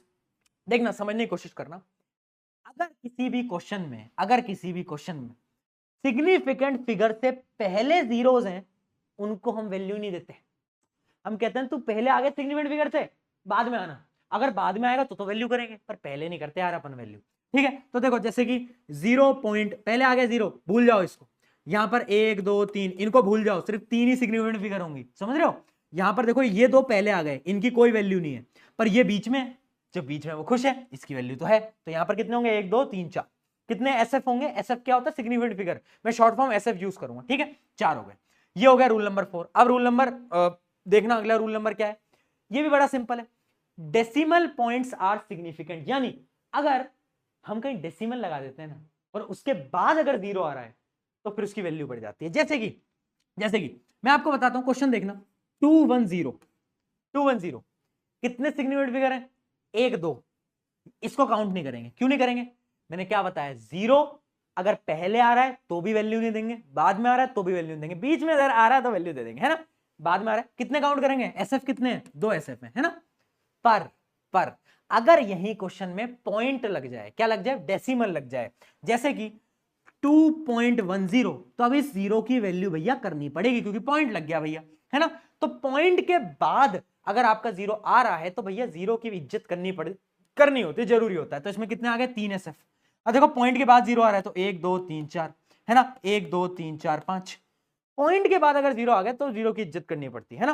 पर अगर पॉइंट ही नहीं है क्वेश्चन में, ऐसा सवाल है 210, तो आप क्या बोलोगे, नहीं गिन रहे हम, ठीक है, हम नहीं गिन रहे। पर अगर पॉइंट आ गया बेटा तब हमें जीरोस को काउंट करना पड़ता है, ठीक है ना, आया समझ में। जैसे कि ये आपको मैं दे चुका हूं 210, यहां पर 0 है, काट दो, ठीक है। चलो अगला रूल देखते हैं, अगला रूल क्या है, अगला रूल आपको ये बताता है, मैं आपको रूल पढ़ पढ़ के नहीं बता रहा क्योंकि काम करनी है, आपको निकालना आना चाहिए, वो ज्यादा इंपॉर्टेंट है।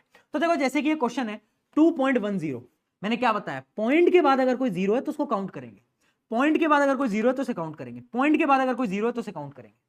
कितने, 1 2 3 4, 1 2 3 4 5, समझ रहे हो, मतलब समझ रहे हो मेरा, हाँ आप पकड़ गए ना, तुम बहुत सही समझ गए ना बात को। चलो अगला रूल देखते हैं, एग्जैक्ट नंबर, ये बहुत इंपॉर्टेंट है। अगर कहीं पर भी एक एग्जैक्ट नंबर तुम्हें दिख जाए, जैसे कि मान लो मैं आज 7 एप्पल खरीद के लाया, तो पता है कितनी सिग्निफिकेंट फिगर होंगी, तुम बोलोगे 1, मैं बोलूंगा इनफाइनाइट, क्या बोलूंगा, इनफाइनाइट। क्यों, क्योंकि अगर मुझे पता है ना एक फिक्स्ड नंबर, तो उसको मैं कैसे लिख सकता हूं, 7.0000000, कितने भी जीरो लगा लूं, और पॉइंट के बाद जो 0 आता है वो तो भैया वैलिड होता है, हाँ जी, यानी हाँ अब समझ गए, चमक गया, बहुत बढ़िया। उसके अलावा ये भी रूल इंपॉर्टेंट है, हम जब भी किसी चीज को पावर में लिखते हैं ना तो उसको हम काउंट नहीं करते। जैसे कि देखना बेटा, मैंने इसको लिखा 3.45 इंटू 10⁶, तो जो पावर में है ना इसको हम काउंट ही नहीं करते, सिर्फ हम इस पे फोकस करते हैं, 1 2 3। अब देखो इंटू 10⁴ भूल जाओ, 1 2 3 4, इसमें कितने होंगे, 4 होंगे। समझे, नहीं समझे, क्वेश्चन लगाओ समझ जाओगे, क्वेश्चन लगाओ समझ जाओगे, बड़े बड़े सिंपल प्यारे प्यारे नन्हे मुन्ने सवाल है, कर लोगे। चलिए जी करते आते हैं इसको सॉल्व। देखो 0.00047, अब तुम बोलोगे भैया पॉइंट के बाद 0 है तो इन सारे 0 को काउंट करना पड़ेगा, अरे नहीं, मैंने क्या बताया, अगर 0 पहले है, इन डिजिट से 0 पहले है, तो फिर 0 की कोई वैल्यू नहीं है।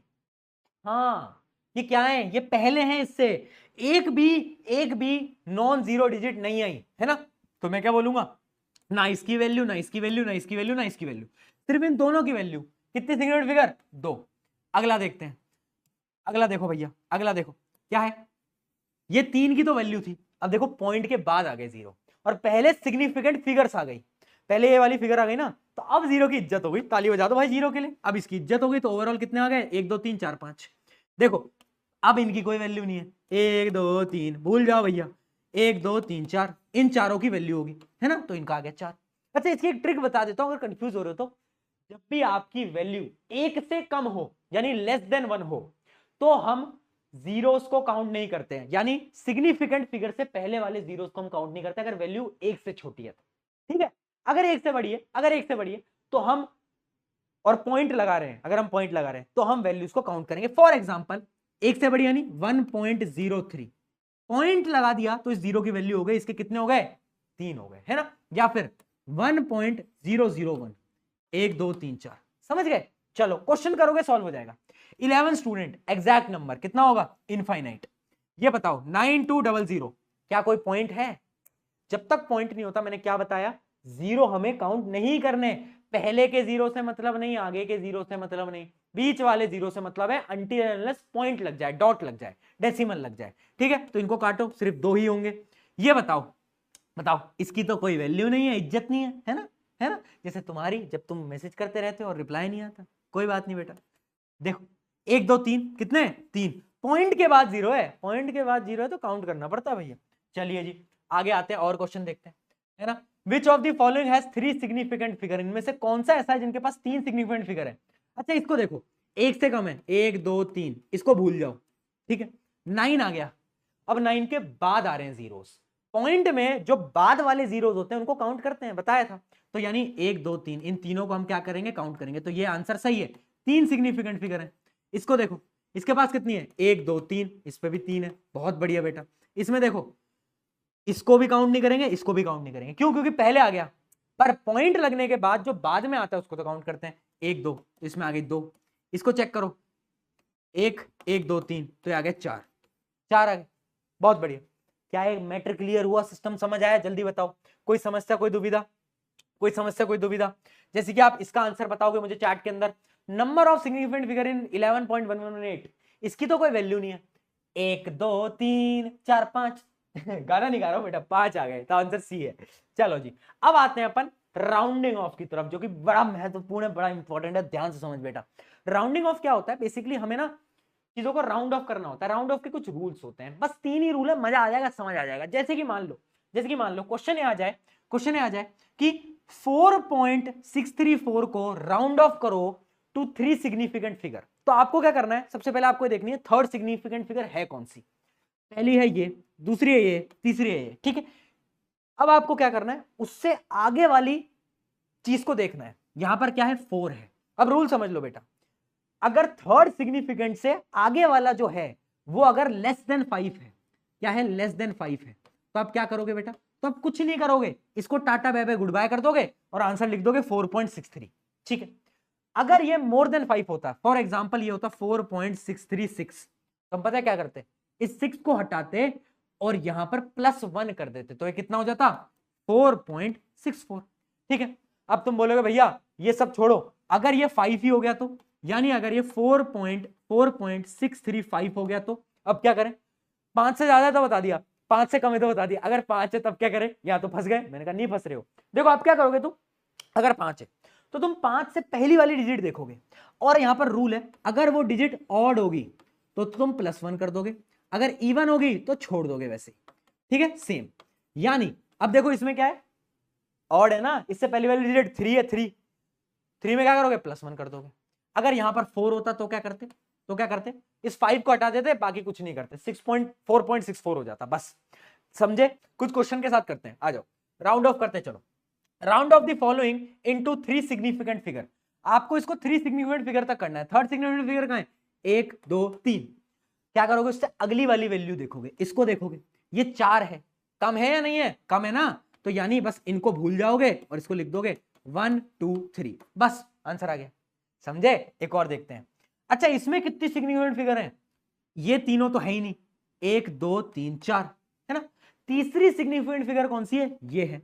इससे आगे वाली चीज को देखोगे, 6 है, 5 से ज्यादा है तो क्या करेंगे, +1 कर देंगे, तो आ जाएगा 0.00988, ठीक है जी, समझ गए। इसको देखो, 1 2 3, चौथी वाली, चौथी वाली क्या है, बताओ यार, चौथी वाली क्या है आपकी, 5 से बड़ी है, तो क्या करोगे, +1 कर दोगे इसमें, है ना। जब +1 करोगे तो ये क्या आ जाएगा, जब इसमें आप +1 जोड़ोगे, देखो 1 2 3, ये थी आपकी तीसरी सिग्निफिकेंट फिगर, अब आप क्या देखोगे, इससे आगे वाला देखोगे 5 से बड़ा है, तो यानी पिछले वाले में +1 कर दोगे, +1 करोगे तो 0 हो गया, एक कैरी हो गया, यहां पर एक और 0 हो गया, है ना, फिर एक कैरी हो गया, तो ये आ गया आपका 6.00। क्या आ गया? 6.00। ठीक है जी, 6.00। तो ऐसे बहुत सारे क्वेश्चन होते हैं सिग्निफिकेंट फिगर्स कैलकुलेट करने के, है ना। राउंडिंग ऑफ समझ गए ना, कोई दिक्कत तो नहीं है। चलो एक क्वेश्चन और कर दो, 1.35।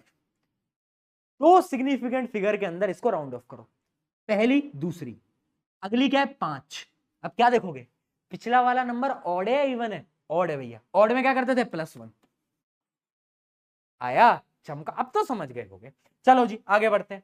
अगला आपका टॉपिक आ जाता है ऑपरेशंस। हैं भैया डॉक्टर बनने वाले हैं? अरे वो वाले ऑपरेशंस नहीं भैया, वो वाले ऑपरेशंस नहीं। अब हम करेंगे सिग्निफिकेंट फिगर के ऑपरेशन। यानी मान लो आपको एडिशन करना है, सब्ट्रैक्शन करना है, उनका एक रूल है, मल्टीप्लीकेशन और डिवीजन का एक रूल है। विद एग्जांपल समझते हैं। देखो, जब भी हम किसी चीज को ऐड कर रहे हैं तो हमें डेसिमल को ध्यान में रखना है। फॉर एग्जांपल ये रूल है बेटा, फॉर एग्जांपल मान लो तुम्हें इसको ऐड करना है, ऐड करना है, ठीक है। कैसे ऐड करते हैं? जैसे आपको ऐड करना है, या तो होगा 12.11 ऐड कर दो 0.3 और आगे 0 लगा दोगे, ऐड करोगे तो आ जाएगा कितना? 1, ये आ जाएगा 4, ये आ जाएगा 2, ये आ गया 1, तो 1.12.41 ये आ गया आपका। ये है ना 12.41, यही है ना? हाँ। अब क्या ये सही आंसर है? नहीं, नहीं, ये गलत है, क्योंकि सिग्निफिकेंट फिगर्स में हमें अलग तरीके से एडिशन करना होता है। हाँ, ये अलग तरीके का एडिशन है। पता है क्या है रूल है? रूल ये है, आप ये देखोगे जिन चीजों को आपने जोड़ा है, जिन चीजों को आपने जोड़ा है उनकी मिनिमम डेसिमल प्लेस क्या है। जैसे कि मैंने इसको जोड़ा है, इसमें डेसिमल के बाद कितने लोग थे? 2 लोग थे, 2 डिजिट थी। यहां पर कितनी थी? 1 थी। मिनिमम क्या है भैया? मिनिमम तो 1 है। तो यानी हमें आंसर को राउंड ऑफ करके 1 डिजिट में लाना पड़ेगा। कैसे लाओगे? यहां पर 1 है, 1 को देखोगे, कहोगे 1 तो 5 से कम है ना, तो 1 को भूल जाते हैं, तो ये आ गया 12.4। कैसे समझ आया? सब्ट्रैक्शन में भी यही, एडिशन में भी यही। कर क्या रहे हैं बेटा अपन? अपन कुछ नहीं कर रहे हैं, अपन बड़ी सिंपल सी चीज कर रहे हैं। क्या? अरे बोल दो यार। अपन सबसे कम वाला डेसिमल देख रहे हैं। एक और क्वेश्चन कराता हूं, उससे आपको क्लियर मिलेगा। 5.333 प्लस 2.32 ऐड करो। कैसे ऐड करोगे बेटा? बताओ क्या आएगा? ऐड करना है एक बार इनको, 7.653 ये आ रहा है। पर क्या ये आंसर सही है? नहीं। मिनिमम डेसिमल प्लेस कितनी थी? मिनिमम डेसिमल प्लेस थी यहां पर 2, यहां पर कितनी है? 3। तो इसको 2 में कन्वर्ट करना पड़ेगा। कैसे करोगे?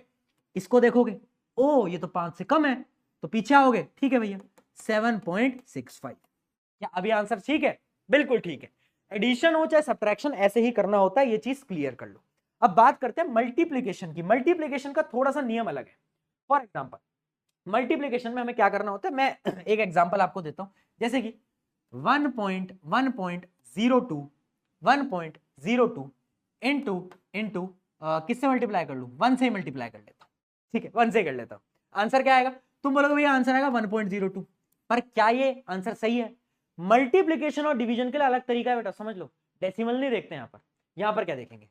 यहां पर देखेंगे जिन दो चीजों को मल्टीप्लाई या डिवाइड करा गया है उसमें मिनिमम सिग्निफिकेंट फिगर कितनी थी। इसमें कितनी थी? 3। इसमें कितनी थी? 1। तो जो मिनिमम सिग्निफिकेंट फिगर होगी उसी में आंसर लिखना होगा। यानी मुझे एक सिग्निफिकेंट फिगर के अंदर अपने आंसर को लिखना है। कैसे लिखोगे? यहां 2 देखा, तुमने देखा 2 का तो कोई मतलब ही नहीं है, तो 1.0 लिख दिया। अब कितनी सिग्निफिकेंट फिगर हो गई? 2 हो गई, 2 हो गई ना। अब क्या करोगे? इस 0 को भी भूल जाओगे, ये आ जाएगा आपका 1। तो ये आपका क्या है? ये आपका फाइनल आंसर है। समझे बात को? कैसे हम मल्टीप्लीकेशन में हम क्या कर रहे हैं? मल्टीप्लीकेशन में हम मिनिमम सिग्निफिकेंट फिगर्स को देख रहे हैं। ये बहुत इंपॉर्टेंट है, मल्टीप्लीकेशन और डिवीजन दोनों में। कुछ क्वेश्चन करते हैं, उससे आपको समझ आएगा। चलो आओ। जैसे कि मान लो मुझे इन 3 चीजों को ऐड करना है।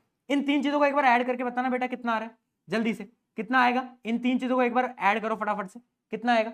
आपका आ रहा होगा 31.123 ये आ रहा होगा तीनों को ऐड करने पे। यही ऐड करा। अब देखो क्या ये आंसर सही है? नहीं। मिनिमम डेसिमल प्लेस कितनी थी? यहां पर थी 2, पर यहां पर थी 1, तो इसको 1 डेसिमल प्लेस में लाना पड़ेगा। कैसे लाओगे? इसको देखोगे, ओहो 5 से कम है, हटा दो, 5 से कम है, हटा दो, तो ये आ गया 31.1। समझे? अब एक मल्टीप्लीकेशन देखते हैं। देखो इन दोनों चीजों को अगर मुझे मल्टीप्लाई करना है, अभी कैलकुलेटर की मदद से नहीं करूंगा, तो मैं आंसर नीचे लिख रखा हूं। इन दोनों को जब मैंने मल्टीप्लाई करा तो आंसर आया 8.55। आपका भी आया होगा, पर क्या आंसर सही है? नहीं। कैसे? मिनिमम सिग्निफिकेंट फिगर कितनी है? यहां पर है 2 और यहां पर है 3, तो मैं आंसर को किस में लिखना पड़ेगा बेटा? 2 के अंदर।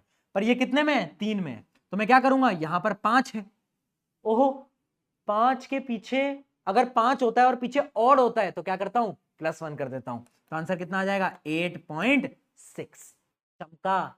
चमका या नहीं चमका? मल्टीप्लीकेशन और डिवीजन में हम क्या करते हैं बेटा? ये बात समझ में आई? क्या ये बात समझ में आई? एक और क्वेश्चन करते हैं मल्टीप्लीकेशन का, और क्लैरिटी मिलेगी।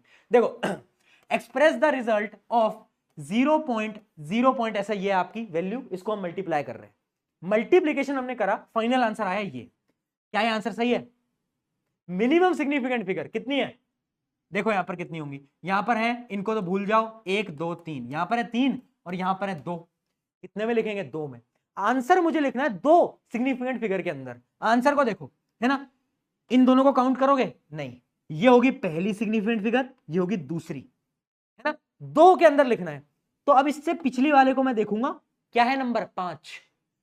अब बैक आऊंगा, इवन नंबर है तो कुछ नहीं करना, आंसर लिख दो 0.026। ये आ गया आपका 2 सिग्निफिकेंट फिगर के अंदर आंसर। क्या है बात समझ में आई? हाँ, थोड़ा बहुत कॉम्प्लिकेटेड लग सकता है, but question practice is important, यही तो मैं कह रहा हूं।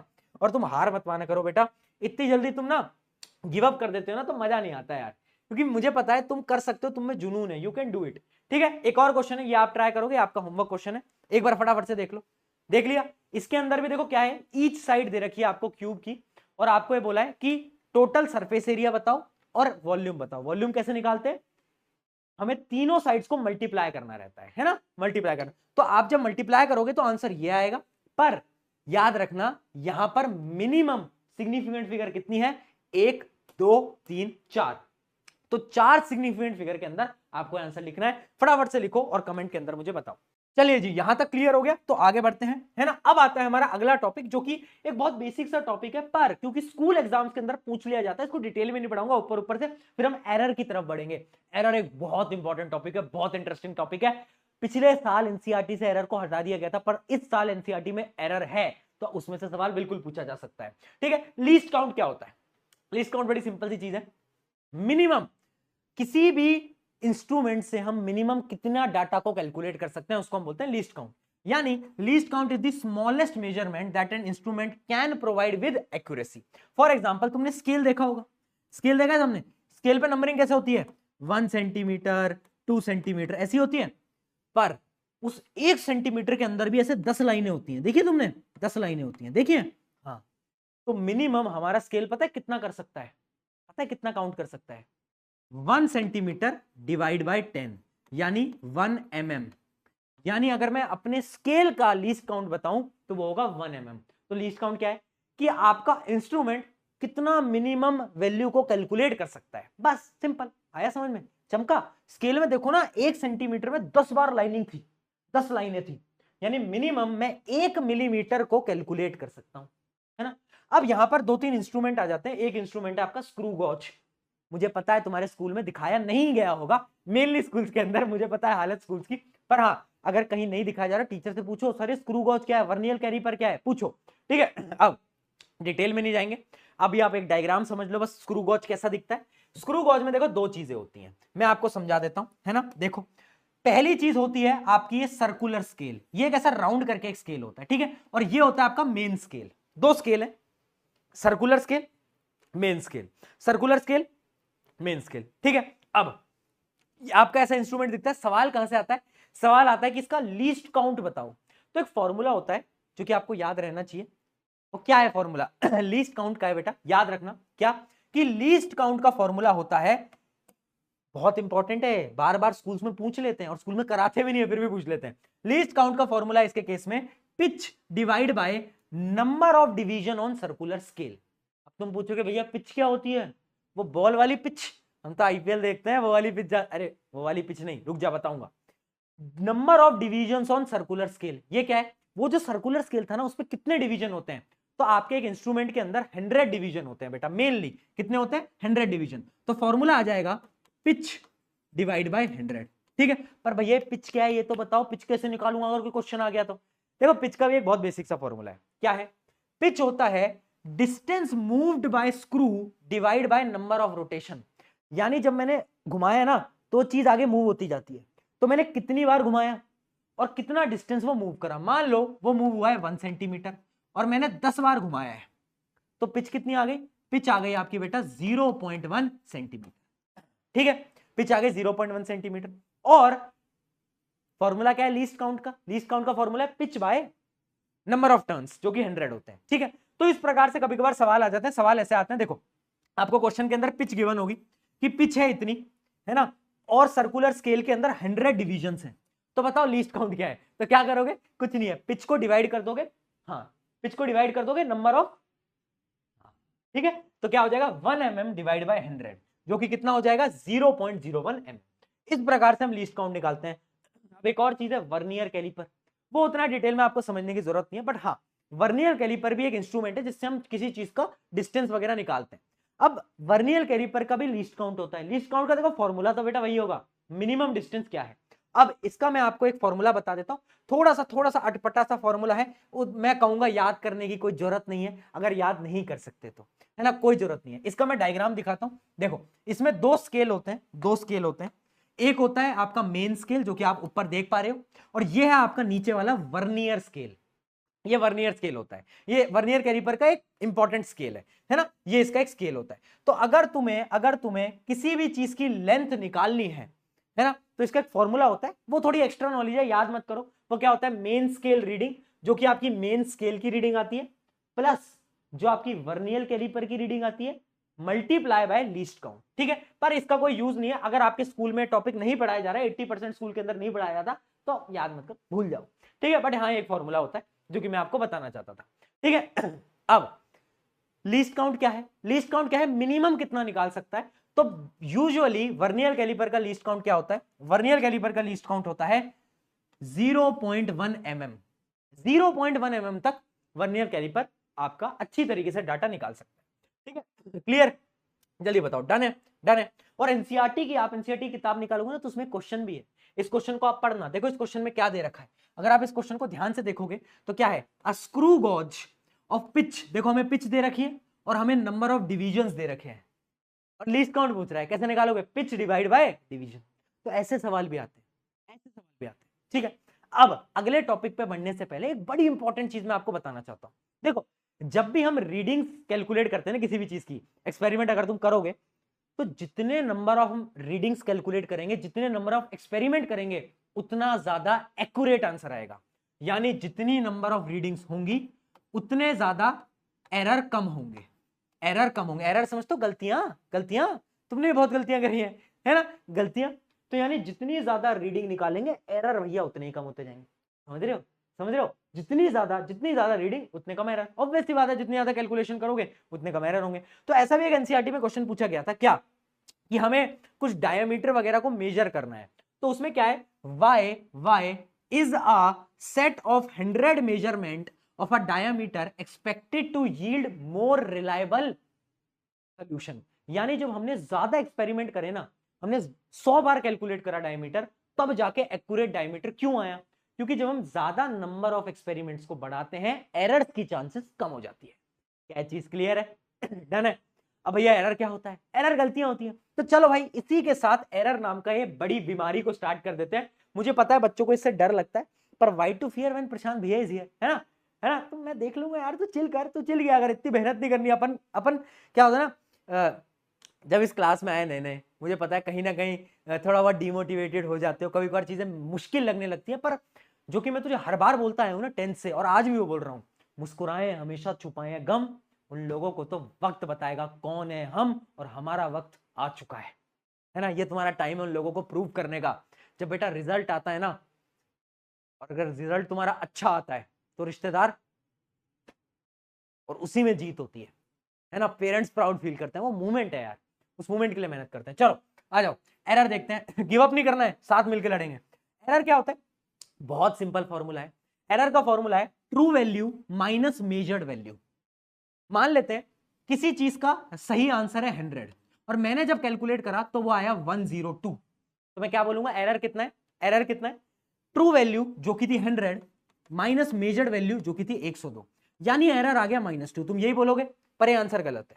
याद रखना, एरर में कभी भी हम प्लस माइनस नहीं देखते, कभी नहीं देखते, भूल जाओ। 2 लिखना है, ना प्लस का 2 ना माइनस का 2, नहीं देखते। एरर में हम प्लस माइनस नहीं देखते। गलती है, आगे होगी पीछे होगी क्या फर्क पड़ता है, गलती तो गलती है, प्लस से -2 कोई मतलब नहीं है। यानी एरर क्या है, जो आपकी ट्रू वैल्यू है माइनस आपकी मेजर्ड वैल्यू है। ठीक है जी, ये आपका एरर होता है, बहुत बेसिक। अब एरर के कुछ फॉर्मूलेज होते हैं, ये इतनी डिटेल में नहीं जाना, इतना खतरनाक लग रहा है तुम्हें, मैं तुम्हें बस एक एक करके फॉर्मूले बताते चल रहा हूं, वो समझो। पहला फॉर्मूला है, इसको मत जाओ, इतना डिटेल में मत जाओ, बस ये समझो, एब्सोल्यूट एरर है। एब्सोल्यूट एरर क्या है, क्या फॉर्मूला बताया मैंने अभी, एरर निकालने का फॉर्मूला क्या है, वही है absolute error, real value minus जो हमने निकाली है ना। जैसे कि ना क्वेश्चन मान लो, एब्सोल्यूट एरर मुझे निकालना है, आपकी रियल वैल्यू थी 12.5 और आपने जो निकाली वही 12.3, तो एब्सोल्यूट एरर कितना आ जाएगा 0.2, प्लस माइनस नहीं, भूल जाओ प्लस माइनस, ठीक है 0.2। ये क्या आ गया आपका एब्सोल्यूट एरर, बहुत सिंपल है, एब्सोल्यूट एरर तो कोई भी निकाल लेगा। अगला टर्म आता है रिलेटिव एरर, ये इंपॉर्टेंट है। रिलेटिव एरर का एक फॉर्मूला है, क्या, absolute error divide by true value, है ना। ये मीन वैल्यू क्या होती है ये मैं बताऊंगा, absolute error divide by true value. For example एक क्वेश्चन में देखते हैं, जिसके अंदर देखना आपकी वैल्यू थी 100 और तुम्हारा आंसर आया 102। पहले ये बताओ एब्सोल्यूट एरर कितना है, कितना आएगा 2, -2 कोई मत लिखना, बहुत मारूंगा। रिलेटिव एरर क्या होगा, absolute error divide by true value. ये कितना, ये क्या आ गया बेटा, ये आ गया आपका रिलेटिव एरर। ठीक है, अब एक और चीज होती है परसेंटेज एरर। परसेंटेज एरर कुछ नहीं होता, रिलेटिव एरर को ही हम क्या करते हैं, मल्टीप्लाई कर देते हैं 100 से, है ना, तो वो परसेंटेज एरर आ जाता है। जैसे कि 2/100 इंटू 100, ये आ गया आपका 2%, तो ये आ गया आपका परसेंटेज एरर। ठीक है जी, बहुत सिंपल था, रिलेटिव एरर समझ में आ गया, absolute error divide by true value, जो असली वैल्यू थी, और जो एब्सोल्यूट एरर आया है ना, ये आपको समझ आया। परसेंटेज एरर भी मैं आपको बता चुका हूं, परसेंटेज एरर क्या होता है, परसेंटेज एरर का क्या फॉर्मूला है, रिलेटिव एरर मल्टीप्लाई बाय 100, है ना, रिलेटिव एरर मल्टीप्लाई बाय 100। तो याद रखना परसेंटेज एरर भी बहुत सिंपल चीज है। क्या चीज क्लियर है, जल्दी बताओ जल्दी बताओ, बहुत बढ़िया, रिलेटिव एरर इनटू 100, ये 3 फॉर्मूले अगर तुमने याद कर लिए, दुनिया जहान का कोई भी सवाल बना लोगे जैसे मैंने आपको दिखाया। पर सवाल उतने आसान नहीं आते कैसे सवाल आते हैं अब वो मैं दिखाऊंगा, अब आएगा मजा, अब गेम शुरू होगा। देखो जी, ज्यादा समय खराब नहीं करूंगा, फटाफट से स्टार्ट करेंगे।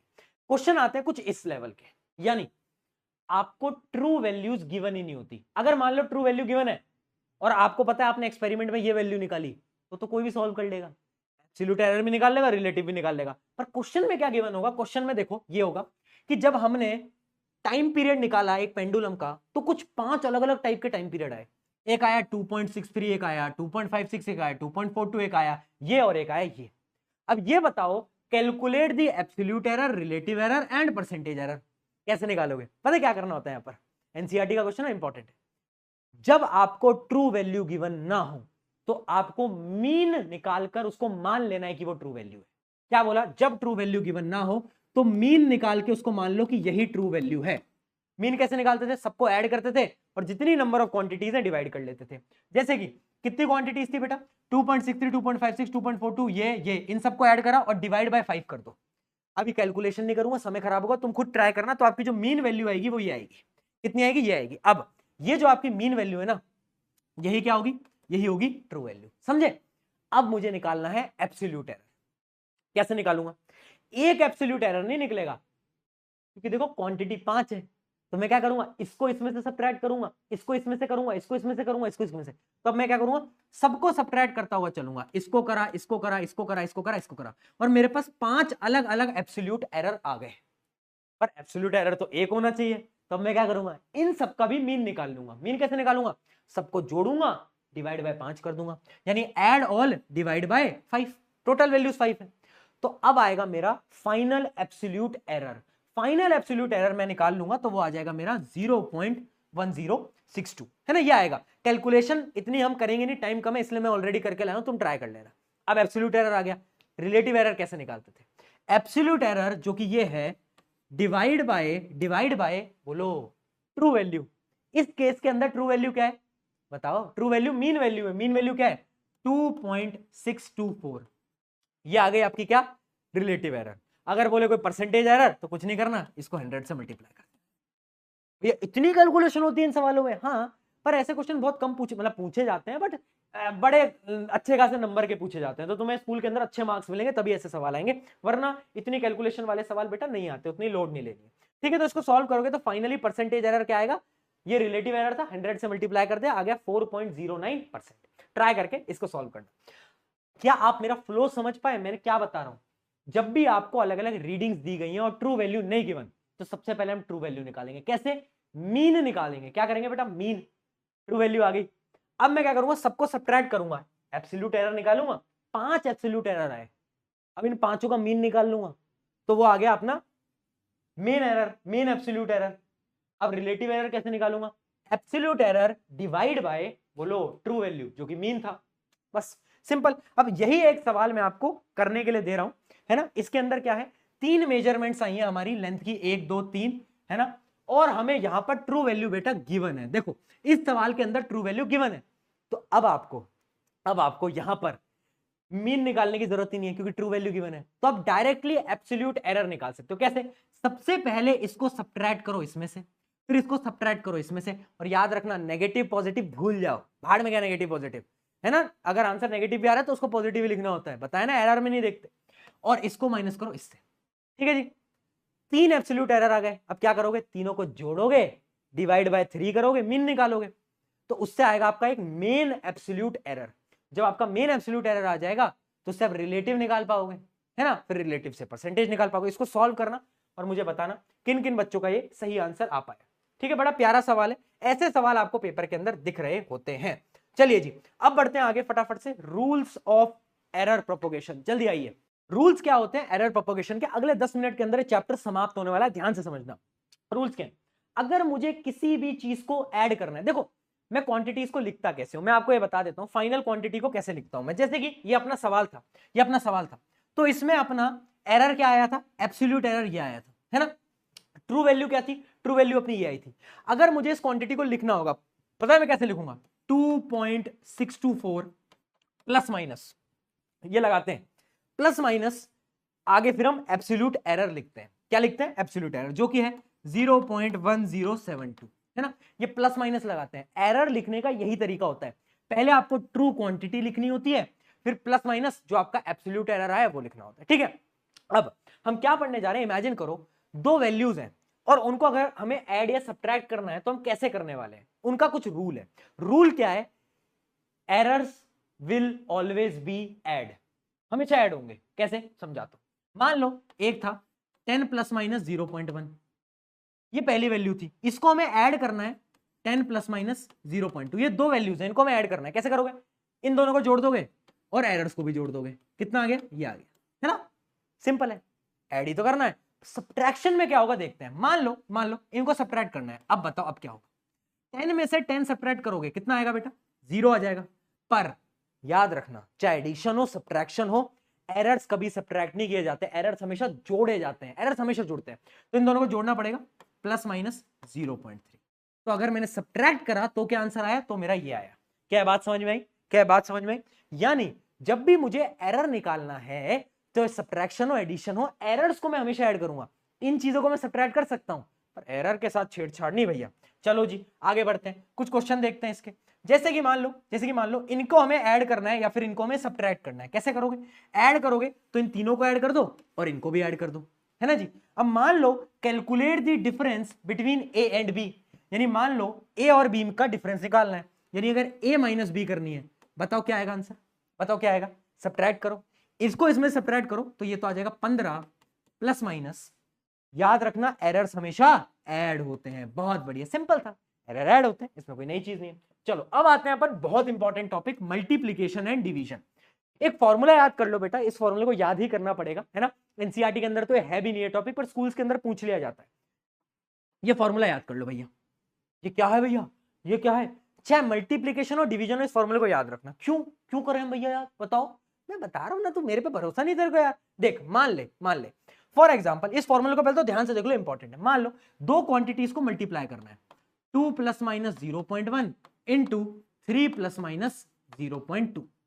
अब इनको मल्टीप्लाई कैसे किया जाएगा? एक तरीका है, देखो नॉर्मल सी चीज को इन दोनों को आप मल्टीप्लाई कर दोगे, है ना, वो तो 6 आ जाएगा। पर प्रॉब्लम आती है एरर निकालने में। क्या एरर को मल्टीप्लाई करना होता है? नहीं। क्या करना होता है? इमेजिन करो जब हमने इन दोनों को मल्टीप्लाई करा, तो आंसर आ गया z plus minus delta z। इस डेल्टा का मतलब क्या होता है? एरर। ठीक है, ये आंसर आ गया z plus minus delta z।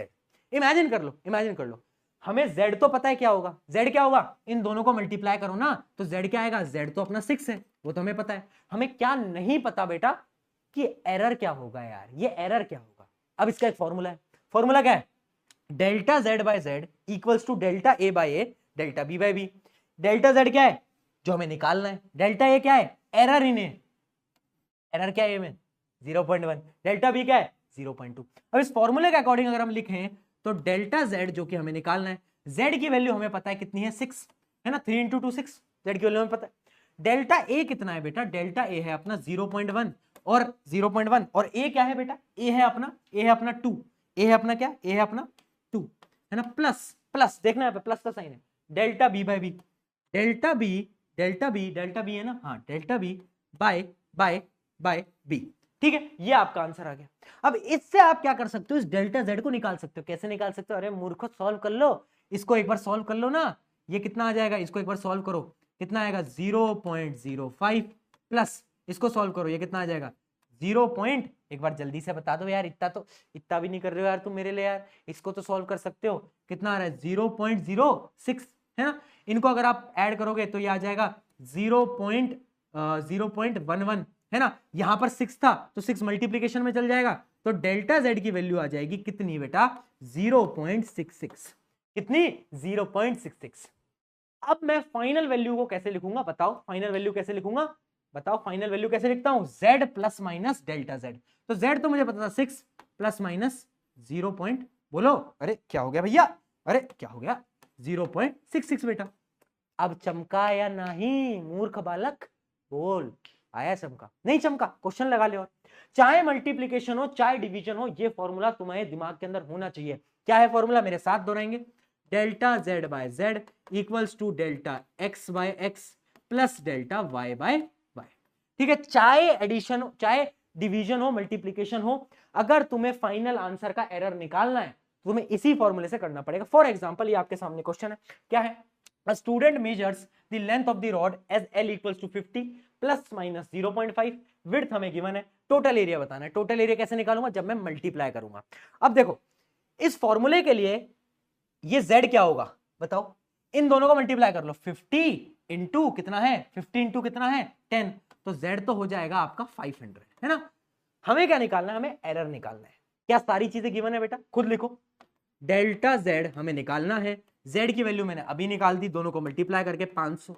अच्छा, डेल्टा x क्या है? एरर क्या है? गिवन है 0.5। x की वैल्यू क्या है? 50। डेल्टा y क्या है? डेल्टा y क्या है? 0.2।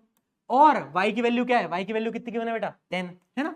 बस अब इससे मैं इस डेल्टा z को निकाल लूंगा, और डेल्टा z अब तुम खुद निकालोगे, और फाइनली तुम क्या लिखोगे? आंसर होगा z plus minus delta z। यानी आपका ये आंसर आएगा, नीचे आप देख सकते हो 500 प्लस माइनस 15।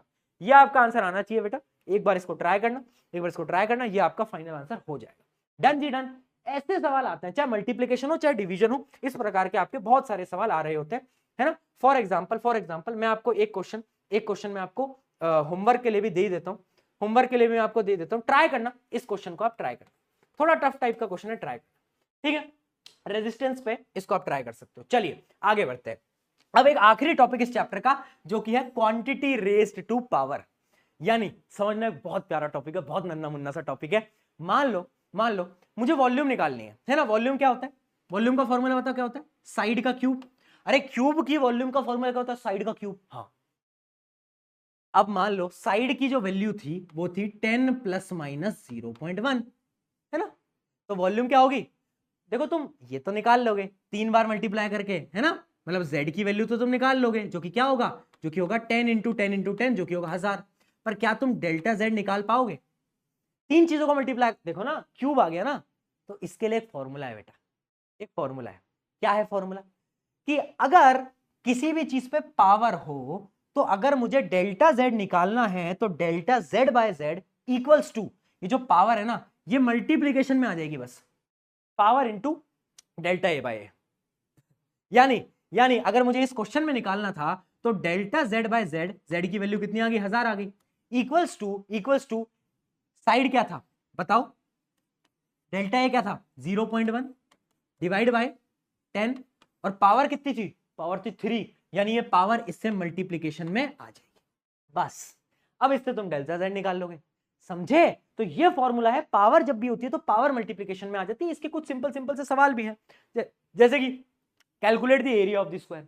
अब दो तरीके हैं एरिया निकालने के लिए, या तो तुम इनको दो बार मल्टीप्लाई कर लो साइड इंटू साइड, है ना, मल्टीप्लीकेशन मेथड से कर लो, बट उसमें कैलकुलेशन ज्यादा लगेगी।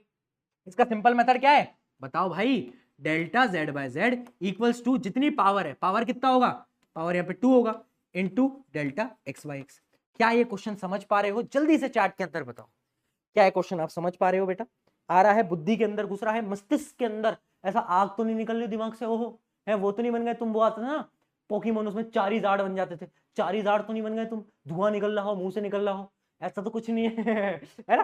चीजें टफ हो सकती है बट इंटरेस्टिंग है ना। तो क्या करा मैंने, अगर मुझे किसी पे भी वैल्यू पे स्क्वायर गिवन है, जैसे कि एरिया क्या होता है, साइड का स्क्वायर, है ना, साइड का स्क्वायर, तो मैं क्या करूंगा, एरर निकालने के लिए ये जो 2 है इसको यहाँ पे मल्टीप्लीकेशन में ले आऊंगा भैया। आगे ना बढ़िया चीज। चलो जी, इसका आप आंसर निकाल सकते हो, बड़ा सिंपल है। अब मैं आपको एक फाइनल क्वेश्चन कराने जा रहा हूं, आज का आखिरी सवाल। The percentage error in the measurement of mass velocity of the body are 3% and 4%। यानी ये बोल रहा है मास में जो परसेंटेज एरर है वो कितना है, 3% है, ठीक है, और वेलोसिटी में जो एरर है वो है 4%। अब आपको ये बता रहा है what will be the percentage error in calculating kinetic energy. Kinetic energy निकालने के लिए क्या फॉर्मूला होता है, हाफ एम वी स्क्वायर। बताओ जी, क्या करें क्या करें क्या करें? एरर बताना है, बस एरर बताना है, क्या करें? देखो जब भी एरर बताते हैं इस कांस्टेंट वैल्यू को तो भूल जाओ, ठीक है, यहां पर है एम वी स्क्वायर, है ना। जब भी दो चीजें मल्टीप्लाई होती हैं बेटा तो एरर्स क्या होते हैं, आपस में ऐड होते हैं, चाहे डिवाइड हो तब भी ऐड ही होने, एरर तो ऐड ही होने। हमें पता है मास जो है उसका एरर कितना है, उसका एरर बताओ कितना है, उसका एरर हमें गिवन है 3%। वेलोसिटी का एरर हमें पता है 4%, कितना गिवन है 4%। अब याद रखना यहां पर स्क्वायर है, जब भी स्क्वायर आता है तो मैं क्या बताऊंगा, जब भी स्क्वायर आता है तो ये जो 2 होता है ये नीचे आ जाता है और मल्टीप्लीकेशन में चला जाता है। यानी वेलोसिटी के स्क्वायर का जो एरर होगा वो होगा 4 इंटू 2, तो ये आ गया 8%, ठीक है।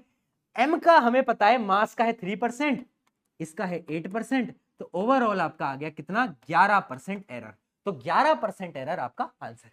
क्या ये बात समझे?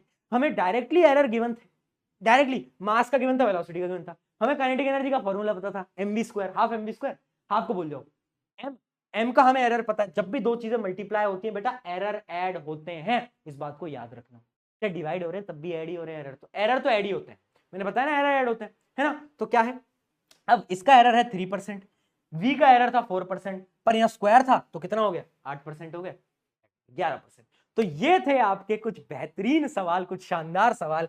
आई होप यहां पर आपको ये चैप्टर खत्म करने में मजा आया होगा। मुझे पता है एरर का टॉपिक थोड़ा सा टफ है, पर पता है क्या है बेटा, ये इनफ है आपके लिए। जितना मैंने कराया इससे बाहर एरर नहीं पूछा जाएगा। मैंने आपको थोड़ा हाई लेवल का ही पढ़ा दिया है, मैंने आपको थोड़ा हाईएस्ट लेवल पे ही ले गया हूं मैं तुम्हें, है ना। मैंने तुम्हें बेसिक नहीं, मैंने तुम्हें यहां तक करा दिया है, क्यों, ताकि तुम्हारी प्रैक्टिस होती रहे, दैट इज इंपॉर्टेंट। तो याद रखना क्या, कि जीवन में लड़ते रहेंगे, जीतते रहेंगे। यहां पर आपका चैप्टर खत्म होता है, पर अगले चैप्टर भी आते रहेंगे। और अगर तुम्हें लेक्चर सच्ची में अच्छा लगा, मजा आया, समझ आया, इंस्टाग्राम पे एक स्टोरी जरूर डालना, मुझे टैग करते हुए, और बता देना दुनिया वालों को कि प्रशांत भैया 11वीं पढ़ाने आ गए हैं और अब 11वीं में भी आग लगाने वाले हैं, है ना। याद रखेंगे, ठीक है। अपना टाइम आ गया है, अपन बेस्ट लगाएंगे और अपन जीतेंगे भी। ऑन दिस नोट, शुक्रिया एवरीवन। मेरा नाम है प्रशांत, मिलते हैं नेक्स्ट लेक्चर के अंदर। Bye bye.